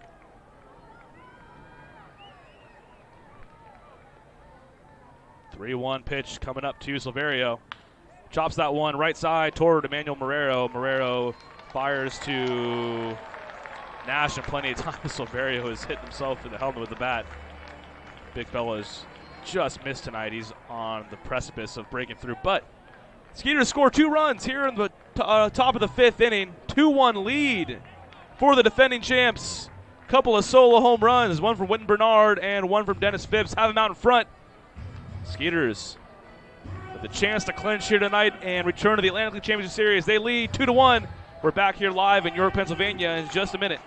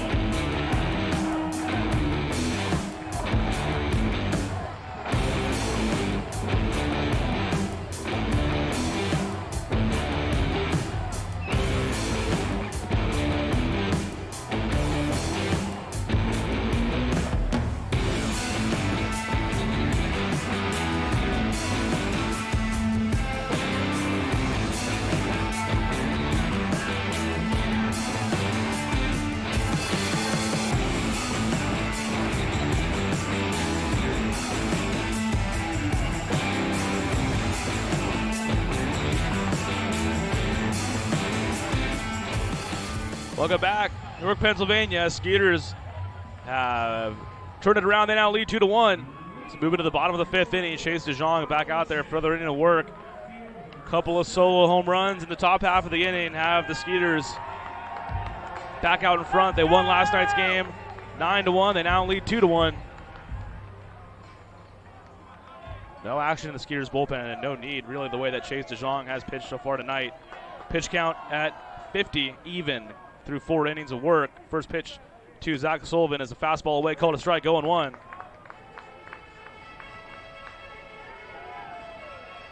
Through 4 innings of work, DeJong has allowed just the 4 hits. Has struck out 5, only walked 1. That one low and away and called a strike. 0-2 quickly to Sullivan. That seems to be a pitch that's called consistently tonight. The low outside corner. DeJong working quick and working efficiently. The 0-2 pitch to Zach Sullivan. That one lined right out, wants very off his glove, and that's going to get down the left field line near the Skeeters bullpen. Sullivan going to stride into second base as what is likely to go down as an E5, as that one was right at Juan Silverio, but smoked right at Juan Silverio. They're going to call that a hit, actually, so a hit there, a double for Zach Sullivan, and that's how the Revs lead off their half of the 5th. Juan Silverio makes that play 9.5 times to the 10, but that one was hit right at him and hit well. DeJong, after working out of trouble last inning, he's going to have to do the same here in the 5th. He's stranded runners at 2nd and 3rd to end the 4th inning. Leadoff double will reset the order for York. It'll be Justin Trapp. Trapp 0 for 2, a strikeout and a flyout so far tonight. Some more action in the York bullpen. And Trapp squares the bunt. He takes, and I guess he didn't go around. 1-0. Former Skeeters Cesar Cabral is the one getting loose down there for the Revs. Javier Betancourt trying to pump up his third baseman, Juan Silverio. Very uncharacteristic mistake out of Silverio. Usually sure-handed over there at third. He's made plays much harder than that look easy. And he's playing in now with the bunt potentially from Trapp. Trapp does square, takes again, and I think he's trying to sell that he got hit. But home plate umpire Tim Detweiler not buying what he's selling. 2-0 the count to Trapp.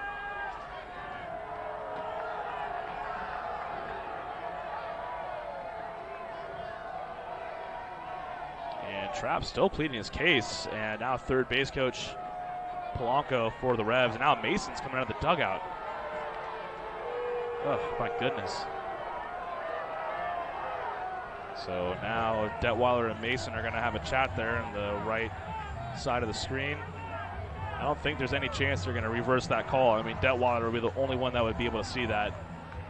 Didn't pick anything up on the crowd mic, at least. Didn't sound like a ricochet, so I guess they're going to ask the umpires to converge here. So they're going to ask the second base umpire, who was a good 180 feet away from the play, and the first base umpire and third base umpire, each respectively 90 feet away, to chat with the guy who was literally hovering over the plate. But we'll see what happens here. Count is 2-0 at the moment to Trapp. He has squared a bunt both times and has taken both pitches. Zach Sullivan led the inning off with a double. Ball that caromed off the mid of Juan Silverio and down the left field line. Seems like a longer chat than I'd expect for the umpires. I don't know, maybe they will change the call. Nope, no dice. So Trapp will have to get back in the box. The count's 2-0 to him.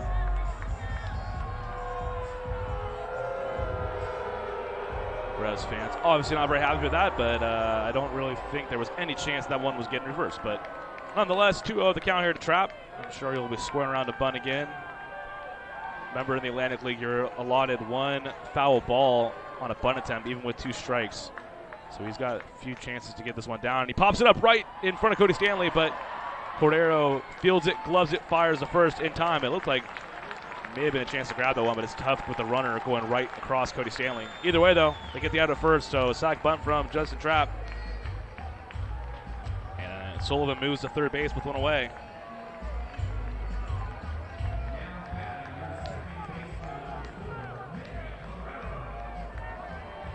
Chase DeJong stranded a runner at third last inning. He will have to do so again. And it'll be Emmanuel Marrero and Telvin Nash on deck. This is a tight spot here for the former big leaguer Chase DeJong. It is his inning. No one getting loose in the Skeeters bullpen. Infield playing in now again for the Skeeters. First pitch to Marrero is a fastball inside, taken just a little low and in for a ball. Count 1-0. Big spot in this one. Sullivan at third. Skeeters lead 2-1. Bottom of the fifth inning. Game number 4 of the Freedom Division Series.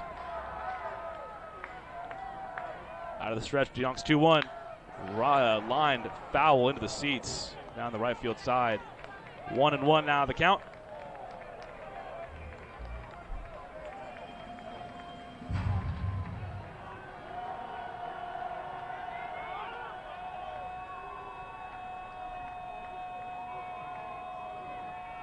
DeJong has worked through 4 1/3, just the one run that was the Nash homer.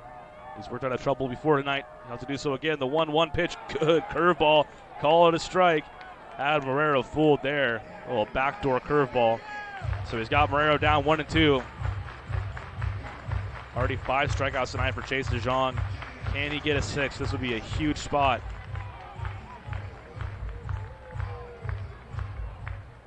He got Ryan Dent to fly out to shallow right to keep the runner at third with 1 away last inning. Now the 1-2 to Marrero. Swung and a miss. Strike 3. Fastball up, and he gets Marrero to chase up the ladder. And Chase DeJong has his 6th K of the night, and that's the biggest one, no doubt about it. But now he's got another tough assignment with 2 away and a runner on third. And Zach Sullivan, it'll bring up Telvin Nash. And if you want to talk about the energy going to the building, if you can get Nash out here, you will take a lot of life out of People's Bank Park. Nash responsible for the only run of the night for the Revs. It was a solo home run to left back in the first inning. The Skeeters have since taken the lead with 2 solo home runs of their own. Wynn Bernard and Dennis Phipps both leaving the yard last inning. And now Nash comes up with a runner on third and 2 away. And the first pitch is a changeup. Called a strike, 0-1. Looks like it broke the middle there. Don't really know whether there's any question about that one. Count 0-1 to Nash.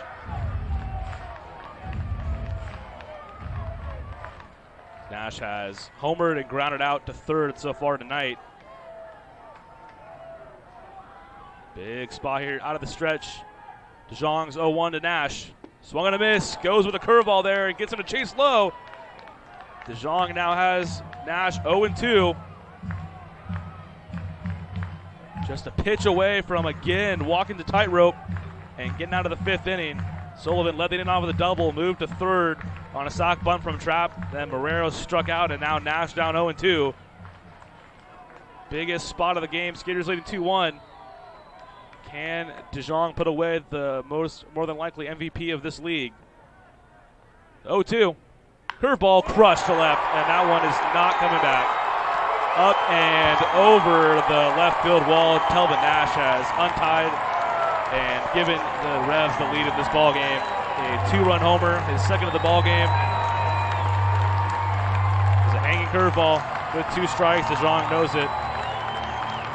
He was just 1 pitch away from once again setting down Telvin Nash, but Telvin Nash now his 2nd home run of the night.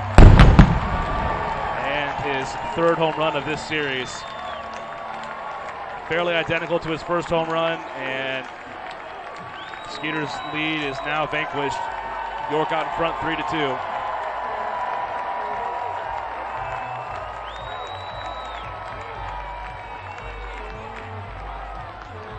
So a 2 away, that'll bring up Isaias Tejeda. Tejeda has been up twice tonight and has struck out both times. 1-run lead. Does not seem like that's going to hold up, though.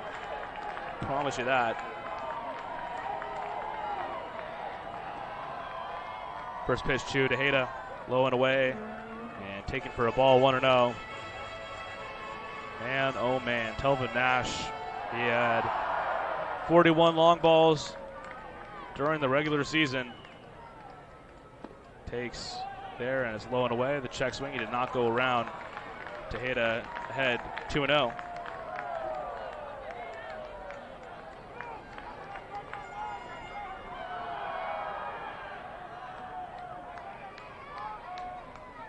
So Telvin Nash, his 2nd home run of the night, has made it a 3-2 lead for the Revs in the bottom of the 5th. Tejeda way out in front of a breaking ball there on 2-0. The count now moves to 2-1. And Diamond Doug has taken his victory lap around the broadcast booth. Didn't see him make that trip around when Dennis Phipps was trotting around the bases, but it's okay. A lot of ball game left to play here in York. 2-1 to Tejeda, and that has popped up in the infield. Under it is Betancourt. Betancourt has it for out number 3. The Revs did strike back for 2 more near the bottom of the 5th inning. A 2-run, 2-out home run from Telvin Nash has made this a 3-2 game. We're on to the 6th inning here tonight in game number 4 of the Freedom Division Championship Series. Don't turn that dial. Skeeters played it a pair last inning, and they've gotten into that Revolution bullpen, and it looks like it's going to be Cesar Cabral, who walked in a run, threw a wild pitch, led in a run back in game 2. So don't turn that dial. Back here in just a moment here in York, Pennsylvania.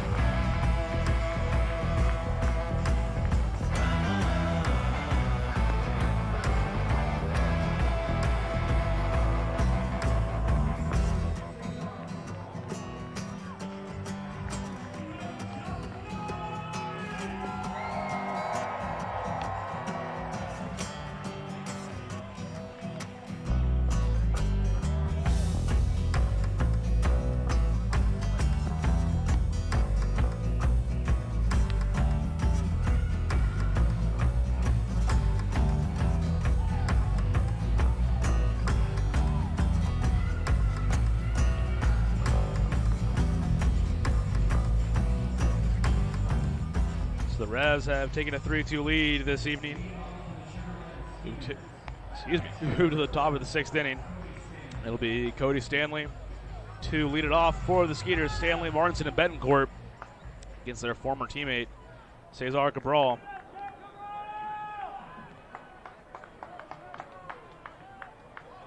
Cabral began the season with the Skeeters and now has joined the Revs. Saw him back in game 2. And had a little bit of trouble finding the strike zone. His first pitch to Cody Stanley, low and inside, taking for a ball. Stanley 2 for 2 tonight, or 1 for 1 rather, has walked and singled. Single up the middle back in his last at bat in the 4th. Lefty on lefty here. Cabral, who spent some time in the big leagues with the Yankees and the Orioles, misses way outside for a ball, 2-0. They brought in Cabral with the bases loaded back in game 2. He walked in a run and then threw a wild pitch to allow another run to score. And the Skeeters 5-2 win back on Wednesday night. And now Stanley head 2-0.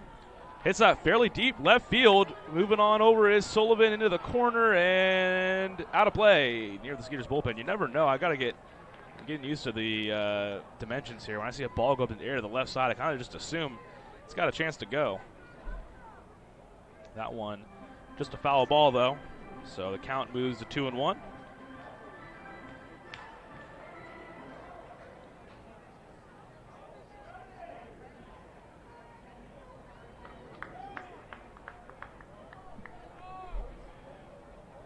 Skeeters briefly led 2-1.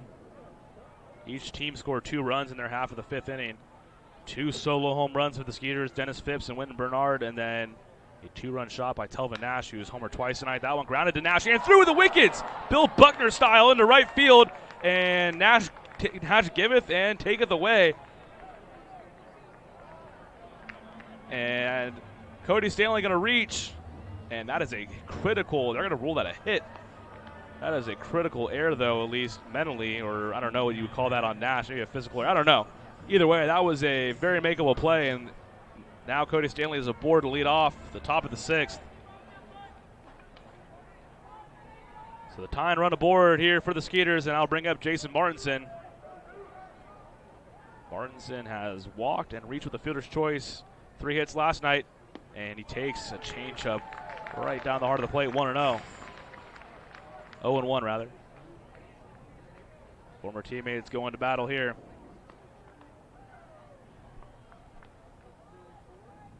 Skeeters trailing 3-2 here in the top of the 6th. Cody Stanley aboard. That one chopped left side, and it's going to be foul, so the count moves to 0-2. Skeeters were trailing 1-0 up until the 5th inning, until Winton Bernard went Apataco into the grassland and right. And Dennis Phipps, 2 batters later, followed with a booming solo shot to left field. And that is where we stand here. 3-2 the lead for the Revs in game number 4. Skeeters clinch it tonight with a win. Your Skeeters, the defending champions, could return to the ALCS against the Ducks with the win tonight. The 0-2 to Martinson. That one's lined into center field. Trapp on the run. Trapp makes the play. Now they might have Stanley doubled off at first. The throw is in time to get Stanley, who was blocked at first base by Telvin Nash. Hopefully Stanley's okay there. And that hurts. An absolute rocket off the bat of Jason Martinson. Turns into a double play for the Revolution. And now Pete and Gavilia, I believe, maybe out to have a chat, because it looked like Nash completely blocked off the path to first base. I don't think you're allowed to do that. I could be wrong. Please let me know on YouTube if I am mistaken, but there was no path to slide back into the base. Telvin Nash, a big fella, was on the corner, the inside corner of the plate, of the first base closest to home plate, and then stretched across the base to get the throw. So there was literally nowhere for Cody Stanley to go, and I don't blame Pete and Gavilia for being a little fired up about that. Now gonna have the umpires chat, because what was Stanley supposed to do there? Was he supposed to just barrel right through Telvin Nash? And I'm happy that Cody's okay, or at least he was able to get up, and I hope he's okay, because Stanley, the catcher tonight, and he took kind of a blow there from Nash trying to slide in. A line drive off the bat from Martinson, fielded by Trapp, and then Stanley thinking that one was going to the gap, myself included. I thought that one was headed for the right center field gap. Man, I really think that there should be some serious deliberation about this, because there was no lane for Cody Stanley to slide back into. He said Nash had his right foot on the inside part of the first base bag closest to home plate and stretched across the bag to get the throw. So Cody Stanley had nowhere to slide, and they're going to hold the out up at first base. I mean, not all too surprised, but the umpires did chat about it and return to their post. So that is a tough double play turned there by the Revs, and the Skeeters now with 2 away here on the top of the 6th. Revs hanging on to a 3-2 lead. Top of the 6th started out with a Cody Stanley hit, but the Revs have cleared the bases on that 8-3 double play. So a tough break for the Skeeters, man. There was no path for Cody Stanley to slide into, but it's now up to Javier Betancourt, 1-0 the count. And I just hope that Cody Stanley's all right, because that is a couple of big bodies colliding there around the first base bag. Stanley catching tonight. And that one skips off the mask of Tejeda and gets away. 2-0 the count. This inning could not have started off any better. You get the misplay at first from Telvin Nash to open the inning, and then Martinson just clobbers a ball to the right center field gap, and you're thinking, okay, you're going to get that run right back. And now 2-0 to Betancourt. Cabral has not looked sharp to begin this inning, but has gotten a little bit of aid from his defense. 2-0 the count to Betancourt. Inside, but darts back into the zone. There's that sinker that Cabral uses a lot, and the count moves to 2-1. That has some serious movement on it there. It looked like it was going to be well inside, and came back into the zone. 2-1 pitch to Betancourt, and skied foul over the roof down the first base side. The count evens up at 2-2. So the Revs hanging on to their 3-2 lead here. We're in the top of the 6th, game 4 of the Freedom Division Championship Series. Telvin Nash 3, Skeeters 2. He's homered twice tonight. Skeeters have 2 home runs of their own, though, and their offense has been threatening all night. 7 hits now to just 6 for the Revs. 2-2 to Javier Betancourt. That one hit sharply left side. That's going to get through and into left field for a base hit. A 2-out single for Javier Betancourt. He has another hit. He has been red hot for the last few weeks of the season, and now a 2-out base runner, and Cabral has faced his 3 batters, and that is going to do it for him as they're going to go to the righty, Victor Capellan here with 2 away, and a runner on first, Javier Betancourt. Don't turn that dial back here in just a moment. Skeeters trail the Revs 3-2 in the top of the 6th. New pitcher coming on in for York.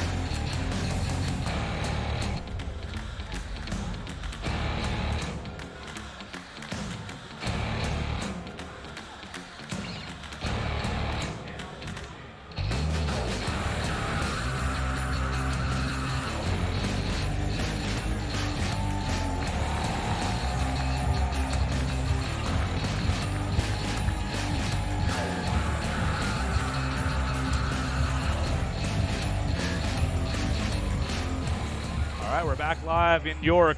3-2 lead for the Revs. There's 2 away in the top of the 6th, and the Revs going to Victor Capellan, the somewhat sidearming right-hander. And this inning has had a little bit of up and a little bit of down.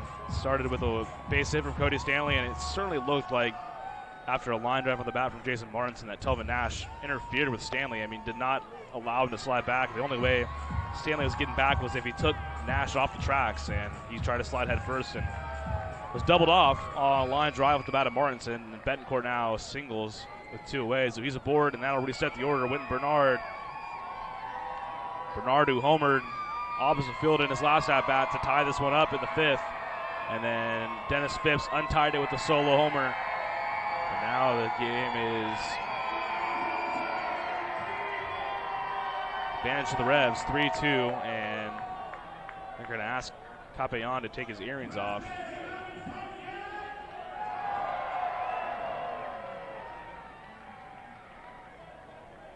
So earrings go off, and when Bernard steps into the box, he parked one into the picnic area in right center field in his last at-bat, his first home run of the postseason. And a runner on first, Javier Betancourt single through the left side, and a chance here to maybe split a gap and once again tie this game up. Bernard going to call for time and step out. They just let Cabral face 3 batters, and hard to believe the Skeeters weren't able to get to him after allowing the leadoff single. Then Martinson just missed an opposite field double. But it'll now be Bernard Capellan making his 2nd appearance of this series. First pitch to Bernard is a fastball away and in for a strike, 0-1. Capellan pitched a scoreless inning in York's Game 1 win. Bernard 2 for 3 tonight. He is singled and homered. Betancourt not a huge lead there at first. 0-1. He's on the move, though. And Tejeda bobbled the ball momentarily. The throw is not in time as Javier Betancourt beat it. A great slide as the throw took the second baseman Marrero up toward the right field side of the bag. And Javier Betancourt Certainly looked like he got around the tag, and they're going to say he did. So a runner in scoring position now, 2 away. That's the tying run aboard here in the top of the 6th. And you got a man in Winton Bernard who is seeing the ball extremely well, and that was a ball as well. So Tejeda, they're running rampant on him. That's the 3rd stolen base for the Skeeters tonight in 3 attempts. Bettencourt with a 2-out single moves to scoring position, and now Bernard with a 1-1 count, 2 away. Big gap in right center field, right where he homered in his last at-bat. Payon's 1-1. That one's fouled away behind home plate, so the count moves to 1-2.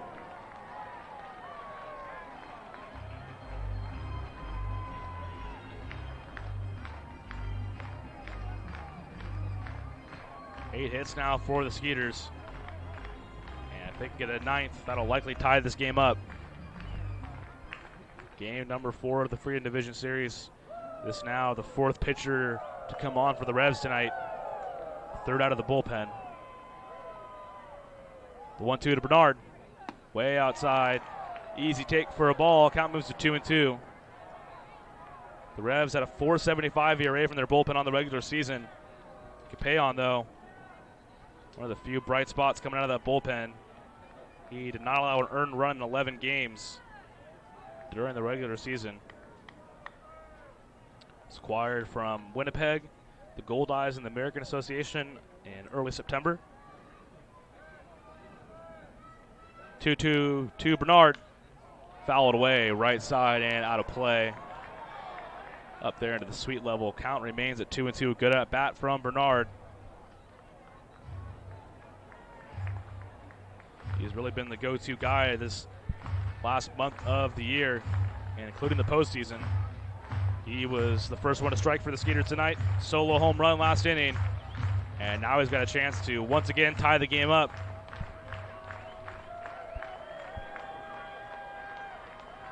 Out of the stretch, Capayons 2-2 in the dirt, and somehow stopped by Tejeda. As the count will now go full, as Tejeda, like a cat, was able to shift to his right and get his chest protector in front of that one. That one skipped well out in front of home plate. So here we go. Full count pitch coming up here to Bernard. York with a 3-2 lead, but the tying run is on second base here at the top of the 6th. And now Capayon's going to step off. Great at bat so far by Bernard. Seen a lot of pitches. And with Marrero holding on, Bettencourt there is just a monster hole on the right side of the field. Full count pitch. That one popped up right side. Nash going toward foul territory, and the Revs bullpen, and that one's into the seats. And not going to have a play on that one. So still a full count. Another foul ball from Bernard. Seems like they're pitching him away, but they're planning him to pull. Something to just keep an eye on as we reach the conclusion of this at-bat. It's been a tight game all around. York took a 1-0 lead in the bottom of the 1st, but the Skeeters struck in the top of the 5th for 2. Then York added 2 more in their half of the 5th, but can the Skeeters tie it up here or even take a lead? Bernard has already homered once tonight. Once again, Marrero holding it on, so a monster hole on the right side of the infield. Full count pitch. Swung and a miss in the dirt, and Tejeda hangs on to it for strike 3. So Skeeters are unable to push across the tying run. Couple hits here in the top of the 6th. We move to the bottom half of the inning. We're in game 4 of the Freedom Division Series, and York is out in front, 3-2. Back here in just a moment.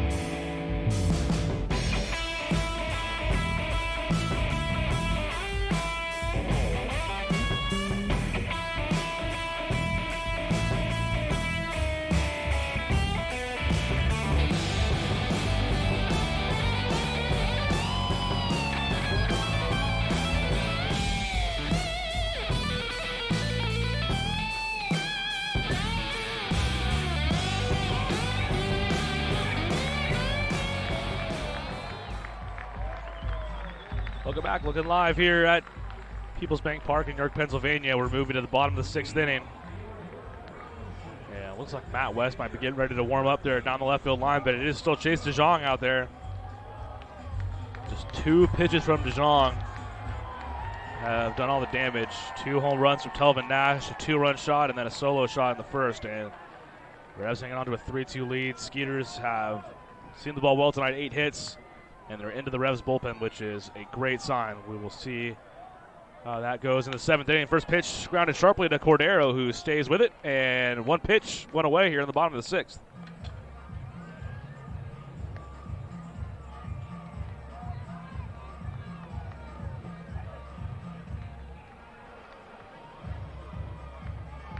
So Franco is down on 1 pitcher. He had been aboard his first 2 at-bats.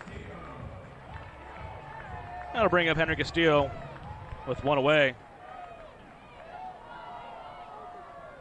It's been a really good night for DeJong, minus those 2 pitches, like I was saying. The 2 home runs from Nash. He's through 5 1/3, has struck out 6, walked just 1, and he's ahead, or behind rather, 1-0 now. The count to Castillo. Castillo doubled in his last at bat in the 4th. He is 1 for 2. The 1-0 pitch. Fastball away in there for a strike, evens the count at 1-1. Worth noting too, both of Nash's home runs came with 2 strikes. It is just such a tough guy to put away. He had 41 home runs in the regular season. He's now hit 3 in this series. The 1-1. Swung and a miss. Good time to call for the off-speed by DeJong. He's now ahead 1-2. Ryan Dent, the batter on deck.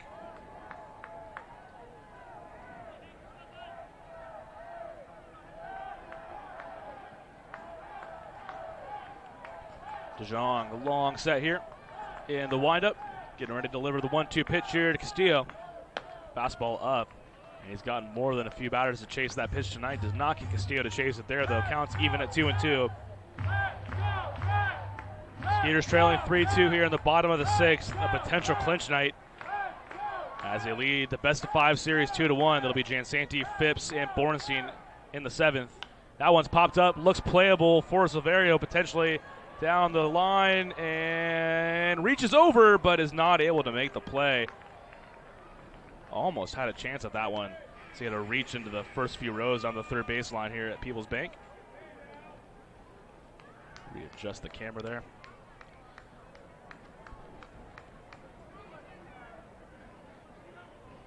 So 2-2, the count remains to Castillo. He's been a tough out this series so far. He's hitting .385 through 3.5. He's down, or the count's even at 2-2. Big chance here for maybe strikeout number 7 for DeJong. His 2-2 pitch is fouled straight back and off the net. Count remains even. No one getting loose in either bullpen at the moment as Victor Capellan finished off the inning for York. Homer big leaguer Chase DeJong. 6 strikeouts so far. The 2-2 count to Castillo. Fastball away. Not going to get the call there, though. Count moves to full here with 1 away. DeJong was better on the road in the regular season. Had a .465 ERA and 7 road starts. Full count pitch coming up here to Castillo. That one's hit well to left center field. Going to take Jansanti back to the track and in front of the wall. Captain Sugarland. Have no fear. The captain is here. A nice play backpedaling into the wall in left center field. Good for out number 2 as that one was struck well by Castillo. It's funny how comfortable I feel when I see a ball hit pretty well like that. But as long as it's near Jansanti, I just feel like it's coming down in his glove. And Jansanti is celebrating his birthday today. Already has a single, and they'll have a chance to maybe tie this one up. Next inning, he'll lead it off. But for now, it's Ryan Dent. Dent 1 for 2 tonight. He singled and had a critical pop-up to shallow right field, straining a runner on 3rd in his last at-bat in the 4th. First pitch from DeJong in there for a strike. 0-1 the count.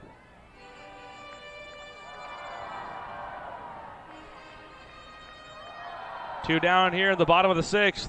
Skeeters trailing 3-2, and the 0-1 pitch to Ryan Dent is in the dirt, blocked by Cody Stanley. Count moves to 1-1. Good to see Stanley's okay, because for those that weren't tuned in last inning, I mean, would look to be a pretty clear interference call going back into first base. Telvin Nash completely blocking the bag. Stanley was trying to get back after a fly ball to center. His head first slide, he had literally nowhere to slide, but it looks to be okay. The 1-1 here to Dent. Nice breaking ball there, and Dent off balance out in front, and the count moves to 1-2.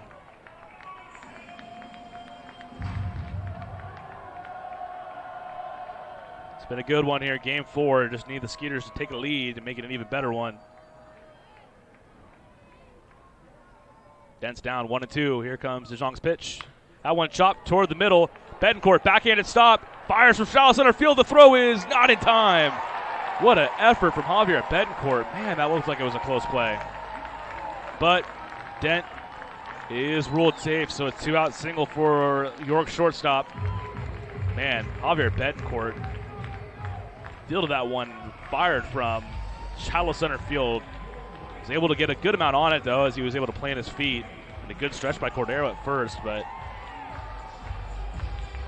unable to finish off the play. So with 2 away, that'll bring up Melky Mesa.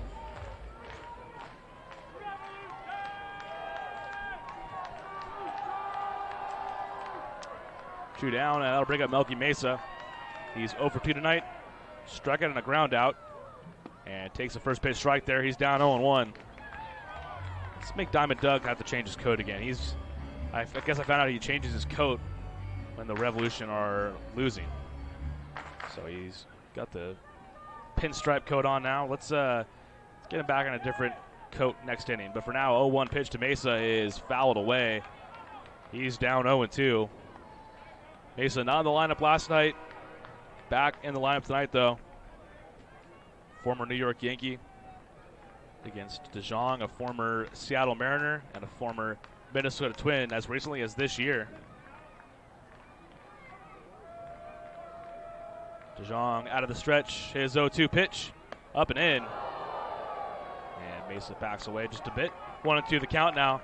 To go up and in there, maybe you set up that breaking ball low and away. He's gotten more than a few guys to strike out on that pitch tonight.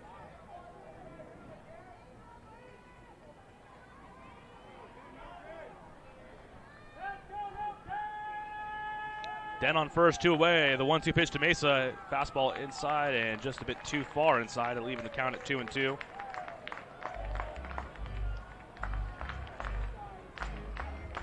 DeJong looking to go 6 innings. His longest start of the year was 6 1/3. He did that on September 15th, his second to last start of the year at New Britain. 2-2 the count to Mesa. Chops it foul off the Skeeters dugout there on the third base side.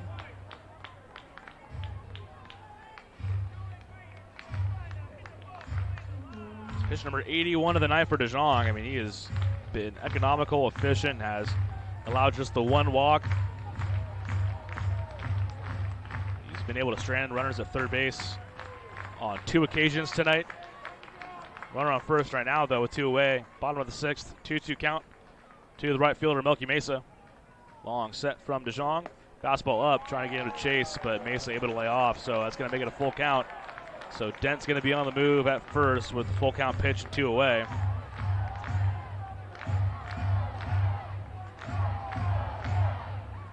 And it looks like I saw Daniel Schlereth go down there, and I think he's getting ready to warm up. But right now, a big spot here, full count pitch from DeJong. Gets Mesa to go up the ladder, strike 3, down swinging, 7 strikeouts tonight for Chase DeJong. If that's it for him tonight, it was a heck of an outing. Just 2 pitches to Telvin Nash for the only 2 mistakes he made all evening. But for now, Skeeters, we're moving to the top of the 7th inning here in game number 4. The defending champs need just 1 run to tie this, and they'll send up the heart of their order in the top of the 7th, trailing 3-2 back here in York in just a moment.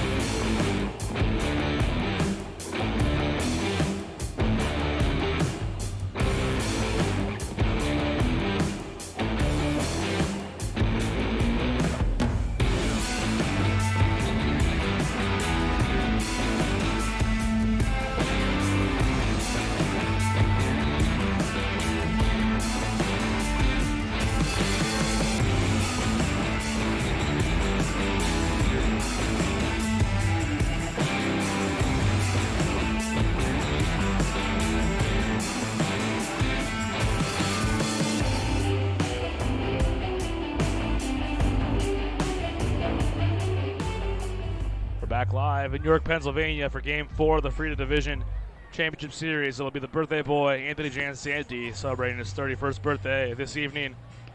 Hoping to celebrate with a little bit of champagne and a Skeeters win. And a Skeeters win would be a clinch of the Freedom Division for the third time in the last 4 years and the second straight year, raising that banner as Freedom Division champs with the win tonight. But the Skeeters do trail 3-2 here in the top of the 7th. And Brett Eibner, the big power throwing righty, is getting loose in the Skeeters bullpen. Chase DeJong has worked the first 6 innings tonight.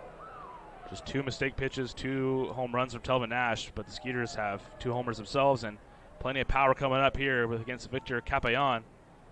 First pitch to Jansanti, and he wanted it all there. Fastball up and in, and he connected.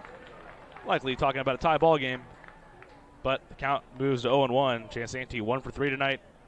Stroked one off the harsh nemesis there and left in his first at bat of the game back in the first inning.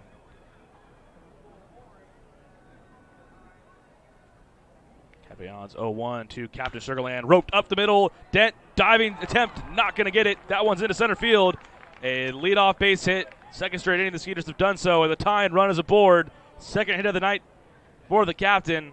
Good speed on the bases here. We'll bring up Zach Bornstein now. Nobody down.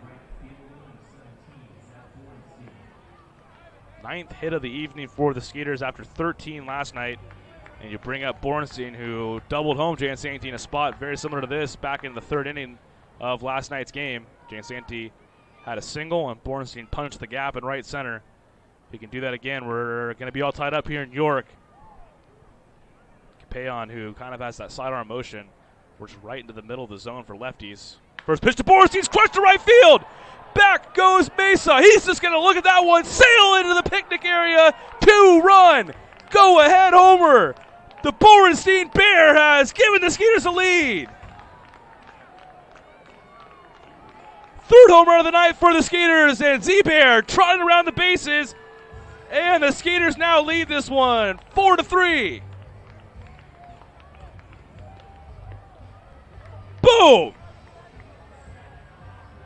3rd home run of the night, first of the postseason for Zach Bornstein. That's a big home run, sir. Well done. And nobody down still, and that brings up Dennis Phipps. Skeeters lead 4-3 here in the top of the 7th.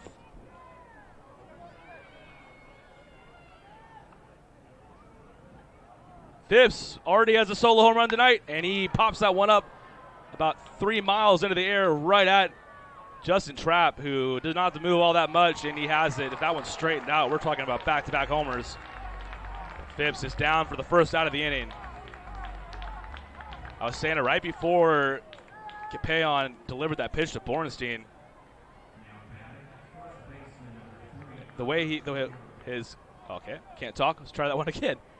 He has that sidearm motion and has a lot of movement that moves away from right-handers, but now you have Cordero too with the switch hitter from the left side. That moves right into the middle of the zone for left-handed hitters.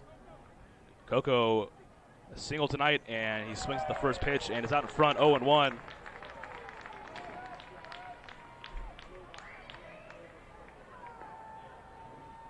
Capayan awfully tough on righties. We saw the pitch that got Bernard to end the inning in the 6th, but that pitch is a meatball to a left-handed hitter. And Coco chops that one foul to the right side. Zach Bornstein, I saw him hit a few just absolute moonshots in batting practice. And that one was one as well, as he cleared the canopies out there in right field in the picnic area, the home run patio, as it's aptly named here at Peoples Bank Park, as Zach Bornstein's home run, a 2-run job, has given the Skeeters a 4-3 lead here at the top of the 7th. Pitch misses away to Cordero. 1-2 now the count. Keep in mind, Capayan did not allow an earned run at all in a York Revolution uniform. But this inning, the leadoff single to Anthony Jansanti and a 2-run home run by Zach Bornstein. And Skeeters looking for more here. The 1-2 pitch to Coco. Taken outside for a ball, count even at 2-2. Bornstein had 16 home runs in the regular season. That was second on the team, only behind Dennis Phipps, who also has a home run tonight. Man, Zach Bornstein's got some serious power from the left side. He's got pull power, oppo power, and go-ahead power here in the top of the 7th. Count even to Cordero. Capellon's 2-2. That one's in the dirt. Good at bat from Coco. He's been on 2 or 3 times tonight. Walked in his last at bat in the 5th, singled in the 4th, and grounded out back in the 2nd inning.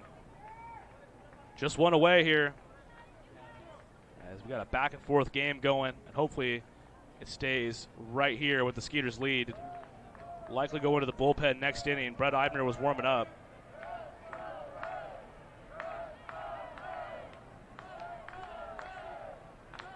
Full count pitch coming up here to Cordero. Long set from Capellon. 3-2 pitch, line at the middle. That's a base hit.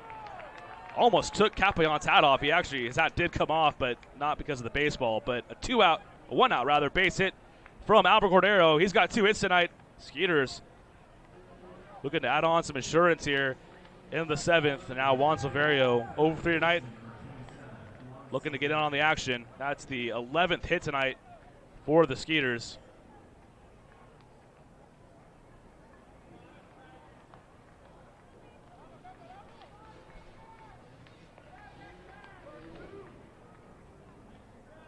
Silverio had been the big bat all series long, and Cordero's going to try, and from his knees to hit his throws, not in time. Nicely done by Albert Cordero. Completely caught the Revolution off guard there. A good job. Not a huge lead by Cordero. And Tejeda tried to throw from his knees, and it was not a strong throw, so a stolen base for Albert Cordero. And the Skeeters are running rampant tonight on Tejeda, much like they did back in Game 2 when he was starting at catcher.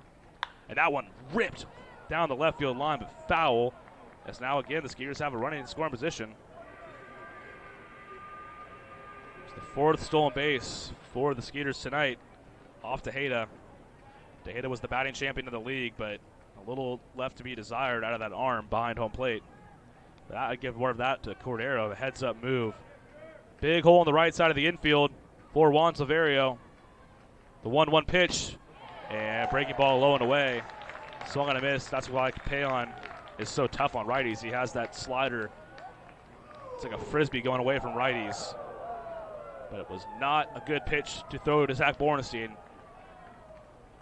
His home run has the Skeeters out in front, and now a runner on second, 1 away. Going to add on a little insurance here in York. The 1-2 to Silverio. Swung and a miss.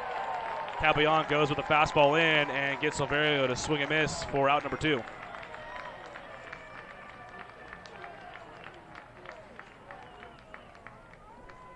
So with 2 away, they're going to go to the bullpen. It looks like Mark Mason is coming out to get Victor Capellon. Josh Smoker, the lefty, is going to come on in and face the lefty Cody Stanley here with 2 away and a runner on second. We will take a quick break. The Skeeters have taken the lead. A 2-run home run from Zach Bornstein here in the 7th has them out in front 4-3. Game 4, potential clinch night for the Skeeters. We're back here in York in just a second.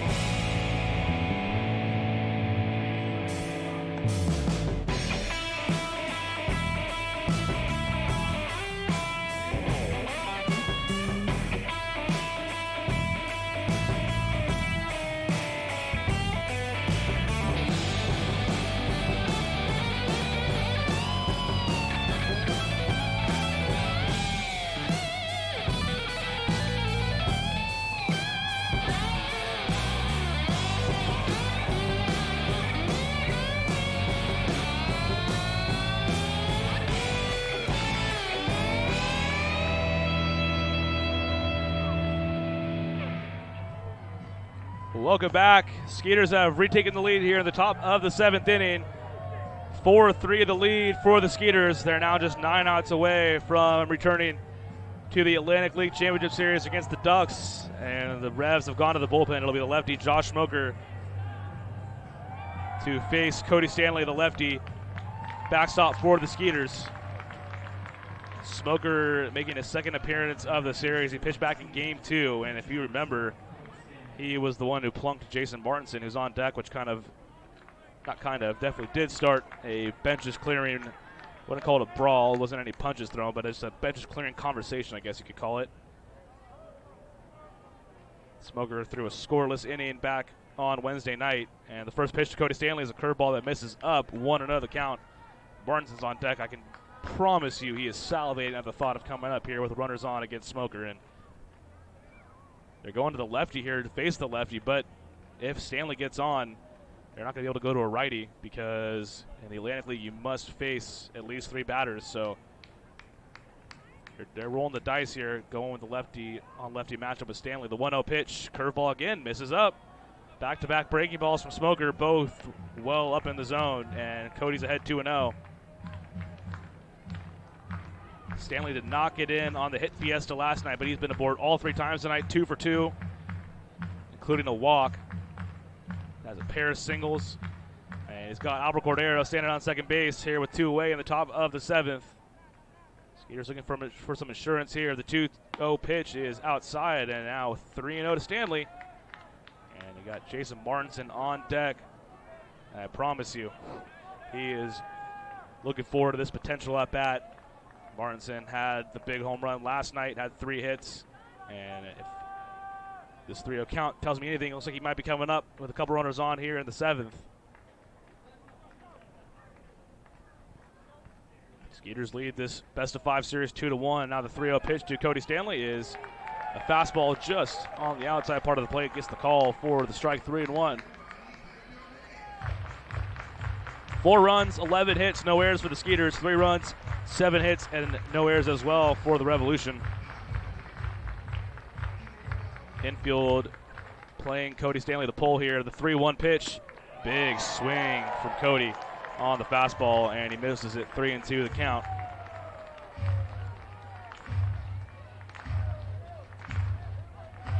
Coco stands on second base. A little bit of insurance would certainly be nice here. Brad Eibner continues to warm up in the Skeeters bullpen. It seems like he will be getting the call to begin the 7th, but hopefully it will be with more than a 1-run lead as the 3-2 pitch. Stanley swung on a miss. Smoker gets Stanley swinging for strike 3, but not before Zach Borenstein gives the Skeeters the lead once again tonight. A 2-run home run. Skeeters lead 4-3. We head to the bottom of the 7th here in York. Game number 4, potential clinch game for the Skeeters back here in York in just a moment.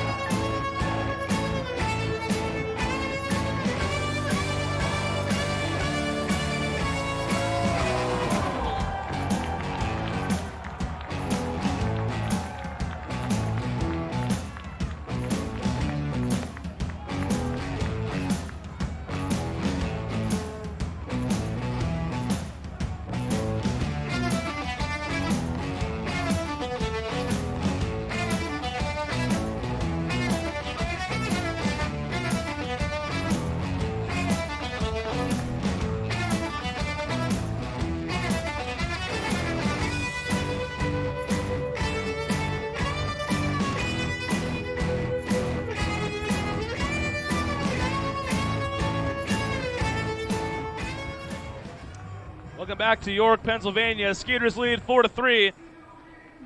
We head to the bottom of the 7th. It'll be Brett Eibner coming on in relief of Chase DeJong. Eibner has not appeared yet in the Freedom Division Series.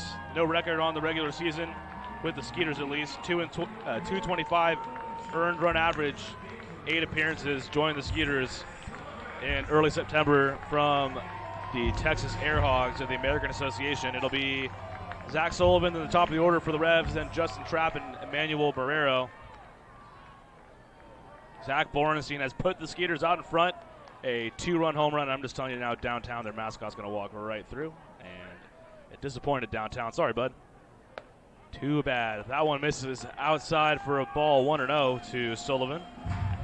Eibner with a power arm, the former Major League outfielder, spent some time with the Royals, the Dodgers, and the A's, has converted into a relief pitcher at the pro level. 1-0 pitch to Sullivan, well behind that fastball.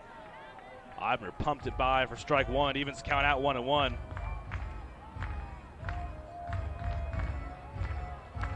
It's 4-3 Skeeters lead here as we're in the bottom of the 7th inning. 1-1 pitch, swung and a miss once again. Another power fastball from Brett Eibner. Sullivan behind 1-2. Sullivan 1 for 2 tonight. Struck out back in the 2nd and doubled. 1-2 pitch from Eibner. Another fastball, why not? Sullivan is way behind it. Somehow is able to foul that one away. Count still 1-2. So final numbers tonight from Chase DeJong. 6 innings, 7 hits, 3 runs, all earned. The 1 walk, 7 strikeouts for DeJong. And now Eibner's 1-2 pitch. That one's roped to left field. That one might get out of here, and it is over the arch nemesis. A solo home run from Zach Sullivan. And once again, this game is all tied up.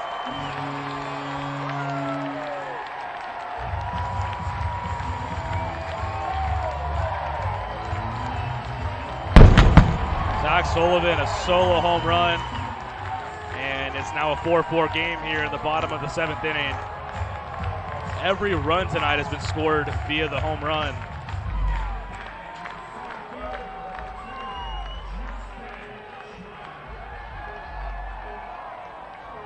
First home run of the postseason for Zach Sullivan. Second hit of the night for him, and first pitch to Justin Trapp is outside for a ball, 1-0. Sullivan had just 2 home runs in 39 games in the regular season. Not traditionally a power hitter, but like our arch nemesis out there on left, technically anybody could be a power hitter in this ballpark. 2-0 now as Eibner misses low and away.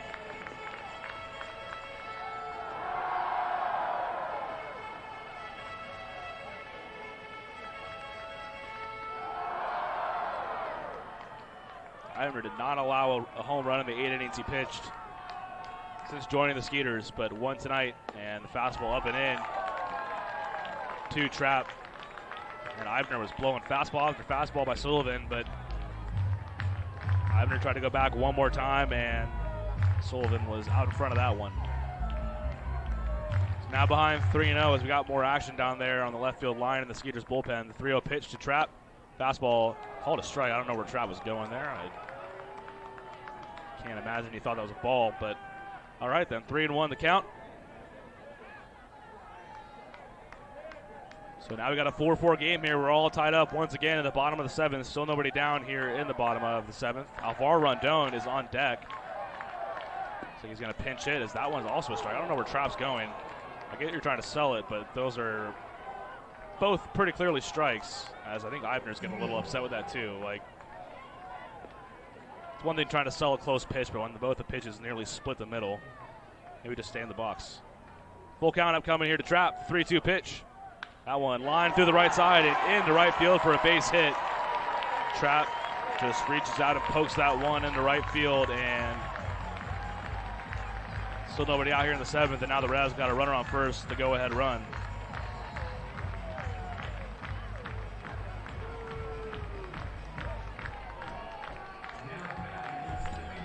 Daniel Gibson, the lefty, is getting loose in the Revolution bullpen. So Alvaro Rondon's going to come on and pinch hit for Emmanuel Marrero here.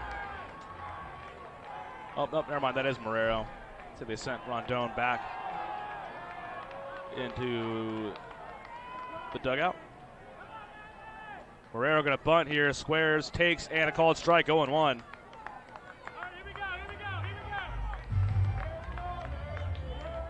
Not the greatest start for the Skeeters here in the 7th. Sullivan led it off with a solo home run, and now Trapp aboard with a single, and we're all tied up 4-4 here in the bottom of the 7th. Marrero squares again, gets it down. Cordero thought about going to second, but takes the sure out at first. 3-4 on the put out on the sac bunt.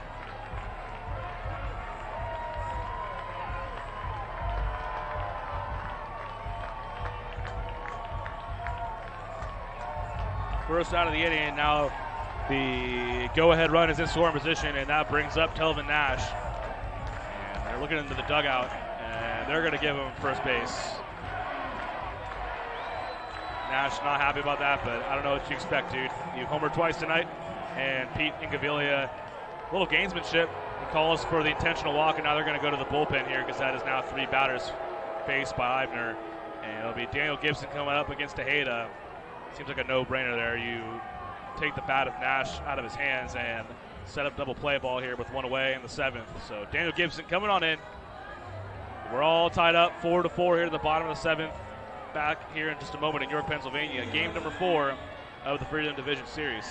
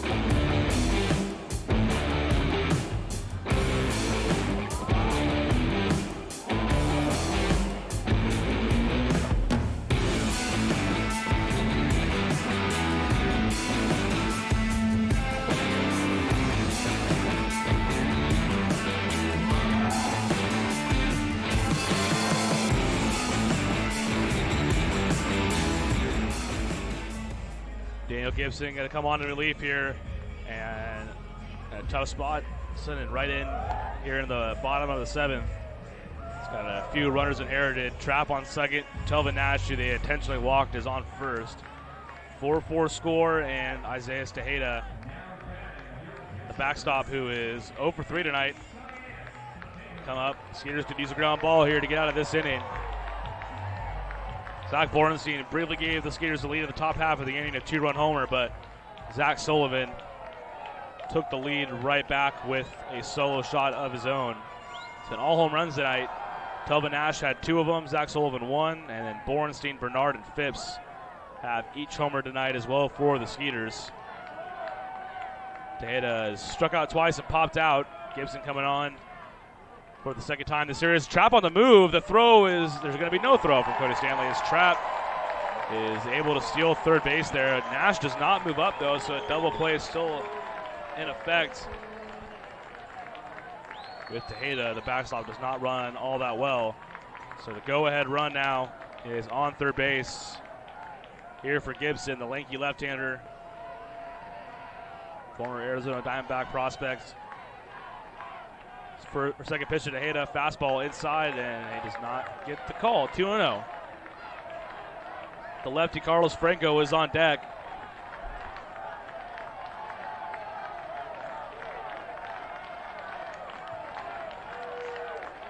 Brett Eibner started the inning and is now to Gibson to try to keep the Revs off the scoreboard here in a tie ball game in the bottom of the 7th. That one does catch the zone. Count moves to 2-1.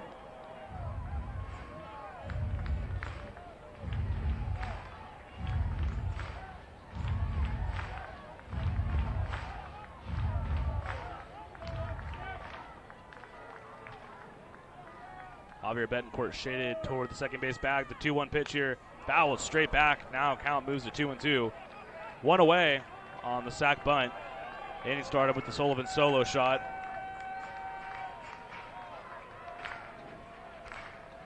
Gibson making his third appearance of this series. He's thrown 2 1/3 scoreless innings so far. He got into game 1 and then threw a scoreless inning last night as well. And the Skeeters 9-1 game 3 win. Trapp dancing around there on third base. The 2-2 pitch to Tejeda, roped foul down the third base line, and count remains even at 2-2.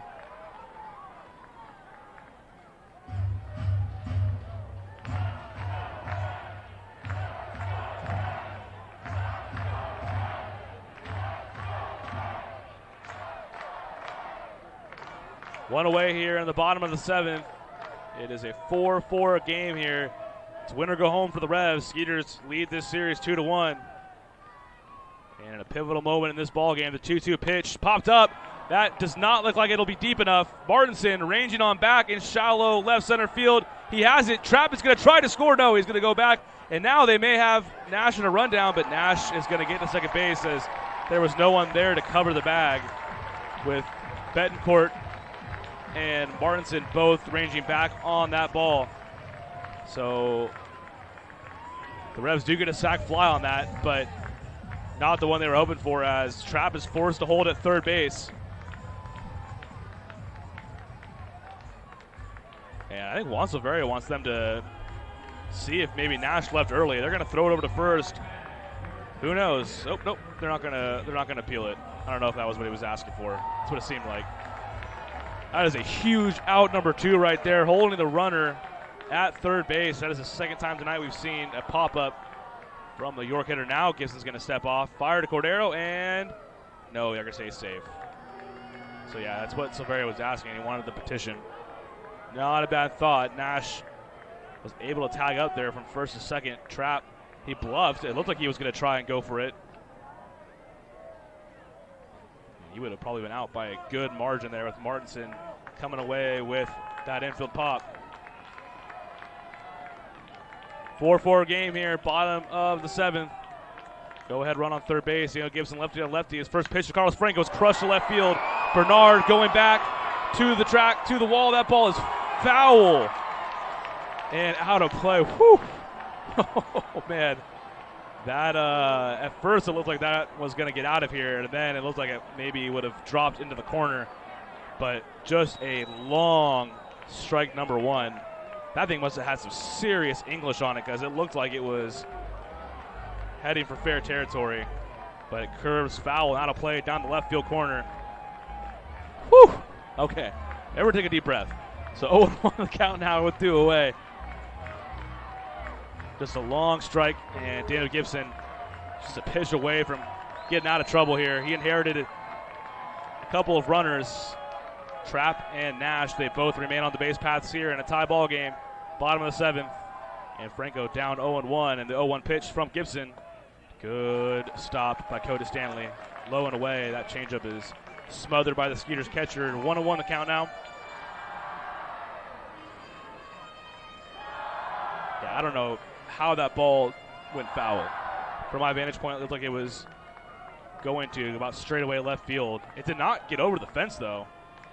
So just a really deceiving fly ball all around. 1-1 the count to Carlos Franco. 1 for 2 tonight. 1-1 pitch. Good slider there from Daniel Gibson. 1-2 the count now. Zach Sullivan led the inning off with a home run, tying the game. And the Revs moved Justin Trapp to third base with just 1 away. But now Daniel Gibson a pitch away from sending the Skeeters back to the dugout, with the game still tied. Big, big spot here for Daniel Gibson and the Skeeters. His 1-2 pitch. Good idea as it goes low and away, and an even better stop by Cody Stanley. That's a big credit to the Skeeters catcher that Gibson is able to trust him like that, go low and away in the dirt with a runner on third. Go-ahead runner on third nonetheless, but that pitch was taken by Franco, so the count moves to 2-2.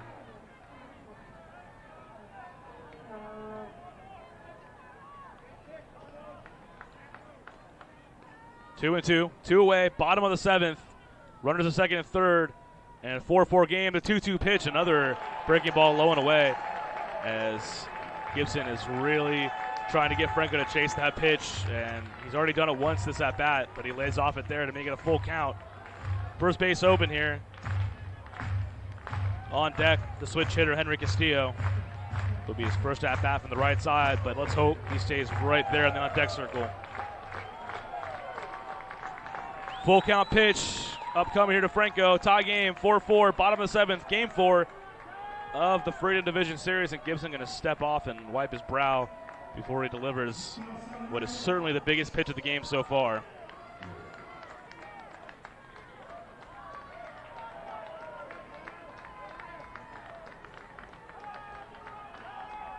Trap dancing around down the third base line. Gibson, deep breath, long set, the 3-2 pitch. Does he get the call? No, oh my goodness, that breaking ball looked to catch the inside part of the plate, but a 2-out walk to Carlos Franco, so that's going to load him here for Henry Castillo. Man, oh man, Gibson tried to go front door with the curveball that time after going low and away with it to Franco, and I don't know how Franco laid off that pitch. I don't think he intended to lay off it. I think he was fooled and was able to get the call, so a full count pitch. Ball 4, loads the bases now. 4-4 game in the bottom of the 7th.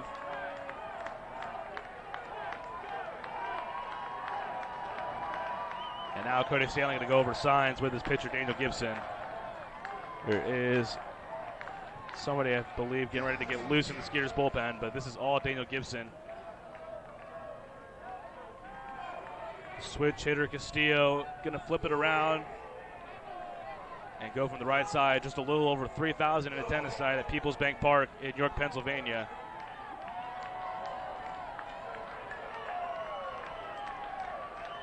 Biggest spot of the game here, no doubt about it, folks.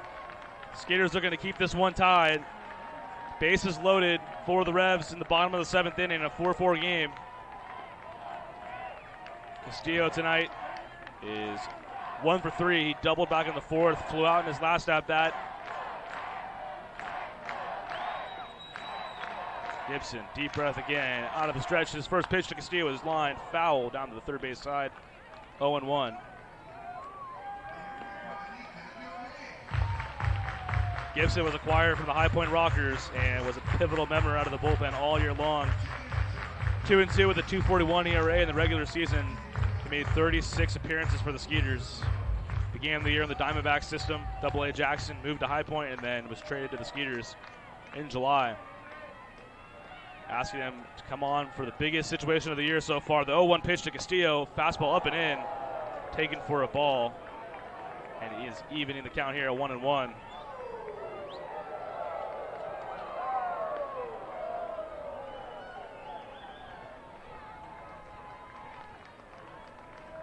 Castillo has swung a hot bat this series. Skeeters looking to quiet that bat here with the bases loaded. Gibson's 1-1.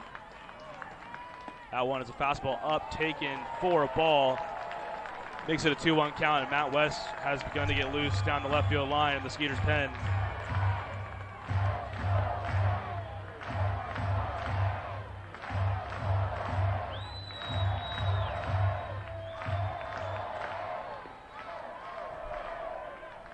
Gibson, a native of Tampa, Florida. Big spot for the lefty, the 2-1 pitch to Castillo's popped up. That looks playable down the right field side. Coco going toward the bullpen, and Javier Bencourt makes the play near the tarp down the right field line. What a play by Javier Bencourt, ranging near the wall. The bases are left loaded here in the bottom of the 7th inning. That was the biggest spot of the game, and Javier Bencourt made a big defensive play. And Daniel Gibson made a big pitch to get out of it. 4-4 the score. Moving on to the 8th inning. Skeeters and Revs all tied up in game number 4 of the Freedom Division Series. Back here in just a few.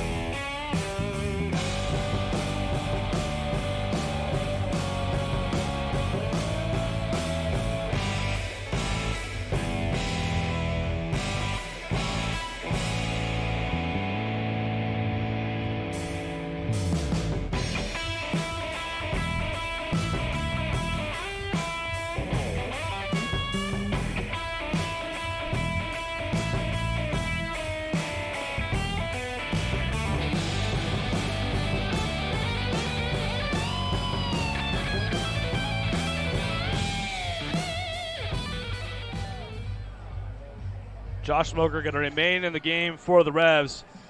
Oh, man. Can't give myself a breather. That was a tight spot for the Skeeters there in the bottom of the 7th inning with Daniel Gibson. He's got ice in his veins, works out of the jam, inherited. And the Skeeters keep this game at a 4-4 tie. They'll bring up Jason Martinson, Javier Betancourt, and Wynton Bernard to face Josh Smoker here in the top of the 8th. All knotted up at 4-4. Jamison McGrain, the closer for the Revs, has begun to get loose.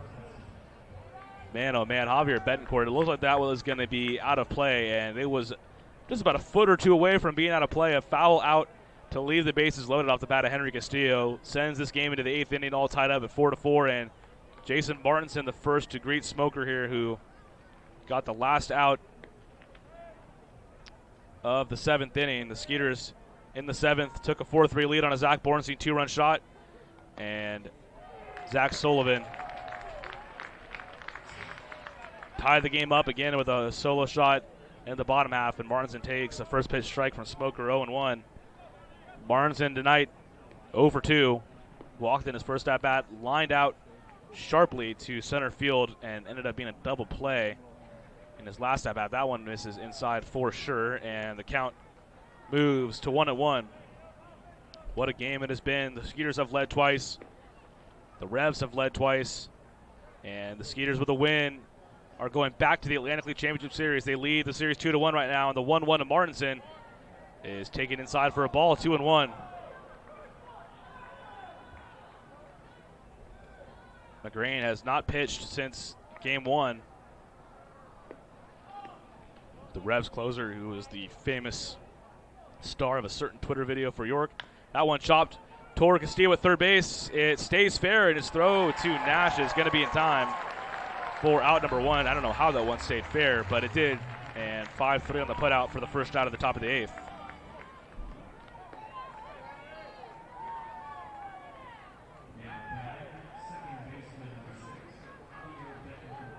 Javier Betancourt, who made a fantastic play to get the Skeeters out of the 7th with the bases loaded, will now come to bat. Javi is 0-2 tonight with a walk. 1-2 rather with a single. The single coming in his last at bat in the 6th, also stole a base. And the first pitch from Smoker is outside, taken for a ball, 1-0.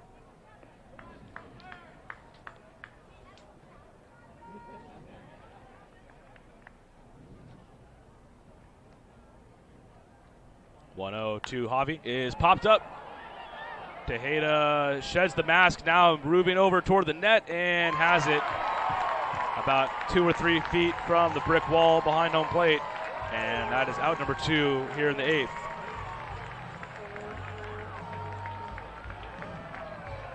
But with 2 away, that'll bring up Wynton Bernard. One of the 3 home runs tonight for the Skeeters has come off the right-handed bat from the San Diego, California native, former Chicago Cubs farmhand. Opposite field shot for Bernard. Started a 2-run rally in the 5th that gave the Skeeters a quick lead. 4-4, top of the 8th inning. Game number 4 of the Freedom Division Series. Everything on the line for the Revs as well as the Skeeters, who can win it, and they head to their 2nd straight Atlantic League Championship Series. That one is called a strike, 0-1.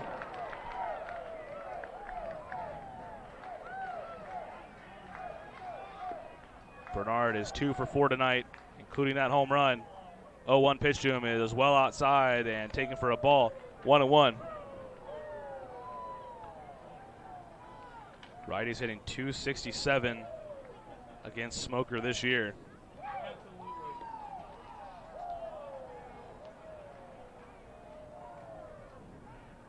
Bernard, the left fielder. 1-1 pitch coming, almost hits him there as he's forced to get out of the way. 2-1 now the count. You got to imagine if Smoker gets into any kind of trouble here, they're probably going to go to McGrain, who's continued to get loose there down the right field line.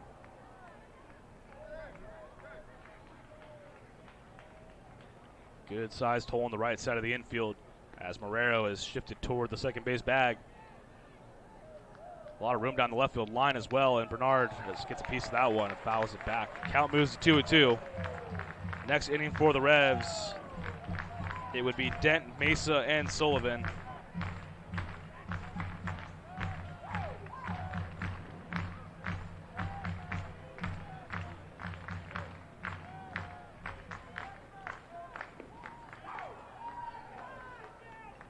We got a 2-2 count upcoming to Winton Bernard.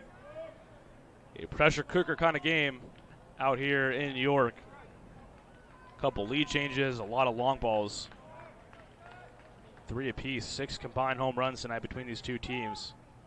2-2 pitch to Bernard. That one up and in. Again, forces him to back out of trouble there. Got to make it a full count. Anthony Jansanti, Captain Sugarland, on deck. If Bernard is able to keep this inning alive. We'll mention it once again. Sullivan really shaded toward the left center field gap. Full count pitch. That one grounded up the middle softly toward Marrero. Going to be a tough play with the speedy Bernard, and on the run, Nash is able to stretch it. Nearly goes to a full split. And Smoker retires the Skeeters in order here in the top of the 8th inning. It is still a 4-4 game. And game number 4 of the Freedom Division Series. York coming back to bat. This game all tied up. We'll be back here at Peoples Bank Park in just a moment.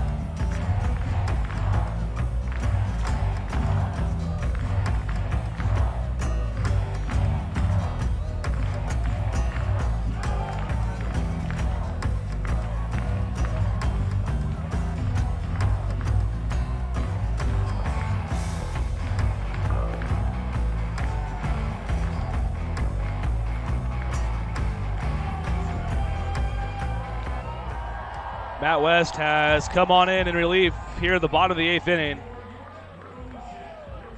It'll be Ryan Dent to lead it off for the Revolution. It's a 4-4 tie here in the bottom of the 8th inning. Game number 4 of the Freedom Division Series. Skeeters looking to win and send themselves into the Atlantic League Championship Series for the 2nd straight year under Pete Gavilia. And Matt West, who is dialing it up, man. He pitched back in game number 2.